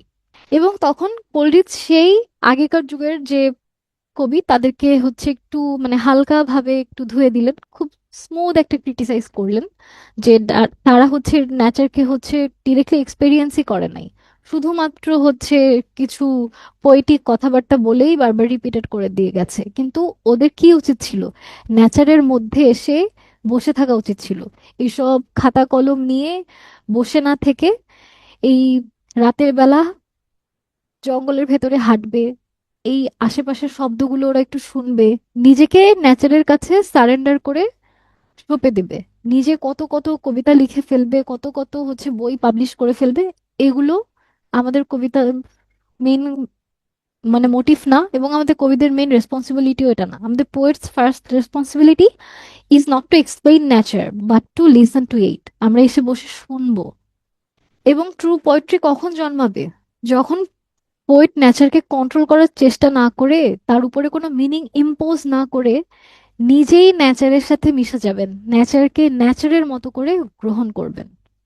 এবং এই যে মেলানকোলির যে নাইটেঙ্গেলকে আমরা দেখলাম, সে কিভাবে মেরি সিঙ্গার হয়ে উঠলো, একটা জয়ফুল ক্রিয়েচার হয়ে উঠলো, সেটাই উনি তখন ওনার বন্ধুদেরকে বললেন যে দি টিজ দ্য মেরি নাইটেঙ্গেল। টিজ মানে হচ্ছে টিজ, যে এই যে পাখির গান, এটা কিন্তু কোনো স্লো ফিউনারাল মিউজিক না, এটা খুবই ফাস্ট পেসড একটা মিউজিক, খুবই প্লেফুল, মানে full of energy, full of life.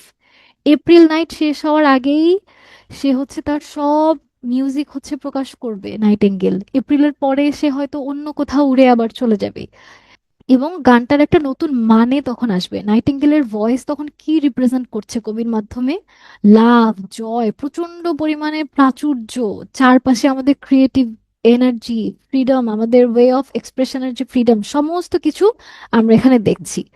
এবং এখানেই কোলরিচ সেই দেয়ালটা ভাঙলেন, যে ট্র্যাডিশনাল নাইটিঙ্গেল ছিল মেলানকোলি, কিন্তু আমার নাইটিঙ্গেল এরকম না।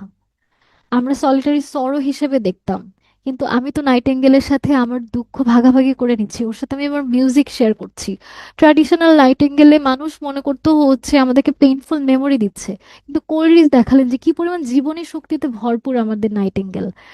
আর ওখানে কি হতো, যে নাইটেঙ্গেলের উপরে কবিরা হচ্ছে তাদের চিন্তা ভাবনা চাপিয়ে দিচ্ছেন, আর এখানে নাইটিঙ্গেলকে, কোলরিচ নাইটিঙ্গেলের মতো করে তার চিন্তা ভাবনা কবির উপর চাপিয়ে দিতে সেই স্বাধীনতাটা দিয়ে দিলেন। এবং এরপরে কি হলো, নাইটিঙ্গেল তো দেখালো যে কিভাবে জঙ্গলের সাথে গাছের সেই বন্ধুত্ব, তারা একে অপরকে গানের মাধ্যমে উত্তর দিচ্ছে, একে অন্যের সঙ্গে প্রভোগ করছে। তখন অনেকগুলো নাইটিঙ্গেল একসাথে গান গাওয়া শুরু করলো, এবং কিভাবে অদ্ভুতভাবে এই গান চারপাশে ছড়িয়ে গেল, কিভাবে সেই সফট মারমার অফ দ্য স্ট্রিম কত সুন্দর একটা আবহ তৈরি করে দিল। পুরা নাইট, সেই নাইটের যে ভিশন, সেটা দিনের মতো আলোকিত হয়ে গেল। They answer and provoke each other song. একজন নাইটে মানে একটা নাইটেঙ্গেল আর একটা নাইটেঙ্গেলকে কিভাবে গানে গানে উত্তর দিচ্ছে, গানে গানে ওরা কথা বলছে। এবং আমাদের যে চাঁদ, সে হচ্ছে এখন মেঘের আড়াল থেকে এসে থেমে গেল, এবং চাঁদও বেরিয়ে এসে একসাথে গান গাইতে শুরু করলো, as if some sudden gale had swift at once 100 airy here. এবং কবিতার একদম শেষে এসে, অনেক রাত, বাড়ি ফিরতে হবে, ফেয়ারওয়েল জানাতে হবে বন্ধুদেরকে, কিন্তু নাইটেঙ্গেল তো গান গেয়েই যাচ্ছে। তখন তার ছেলে, একদম ছোট্ট ছেলে হার্টলির কথা মনে পড়লো। হার্টলি তখন খুবই ছোট, কথা বলতে পারে না, কিন্তু ও যখনই নাইটিঙ্গেলের গান শোনে বা যে কোনো পাখির গান শোনে, ও খুবই মনোযোগ দিয়ে শোনে। ও যে আঙুল তুলে সবাইকে নাচিয়ে নাচিয়ে দেখানোর চেষ্টা করে, সবাইকে শুনতে বলে, ন্যাচারাল যে সাউন্ড ও পাখির গানগুলো, পাখির সাউন্ড ইমিটেট করার চেষ্টা করে। যেমন আমরা ছোটবেলায় বউ কথা কও পাখি ডাকলে ওর সাথে বলতাম, বা এখনো দেখা যাবে কোনো একটা পাখি ডাকলে আমরাও কিন্তু পাখির সাথে ইমিটেট করি, ওকে একটু দিগ্ভ্রান্ত করি, ও তখন মনে করে যে আমাকে কি আসলে মানুষ ডাকছে না পাখি ডাকছে। তো ওরকমই একটা রাত, হার্টলি ভীষণ কান্নাকাটি করছে, কোনোভাবেই তাকে ঘুম পাড়ানো যাচ্ছে না। তখন কোলরিচ তাকে হচ্ছে অর্কাডে নিয়ে গেল। হঠাৎ করে চাঁদ দেখে বাচ্চাটা কি সুন্দর ঠান্ডা শান্ত হয়ে গেল, কান্না থেমে গেল, হঠাৎ করে খিলখিল করে হেসে উঠল। হি beheld the moon and husked at once, suspend his sobs. ওর কান্না সাসপেন্ড হয়ে গেল। এবং তখন উনি কি প্রার্থনা করলেন, যে হার্টলি ন্যাচারের প্লেমেট হিসেবে বড় হোক, ন্যাচারের সাথে খেলতে খেলতে ন্যাচারের মধ্যেই বড় হোক, ওর চাইল্ডহুড যেন এই রাত, এই চাঁদ, এই পাখির গান সমস্ত কিছুকে এক করে ধরে রাখে। এই প্রার্থনা নিয়েই কবিতা শেষ করলেন। এবং আমাদের কবিতা এখানে যখন শেষ হয়ে গেল, আমরা দেখব কি, আমাদের থিম শুরু হলো, আমাদের ন্যাচারাল জয় আমরা দেখলাম।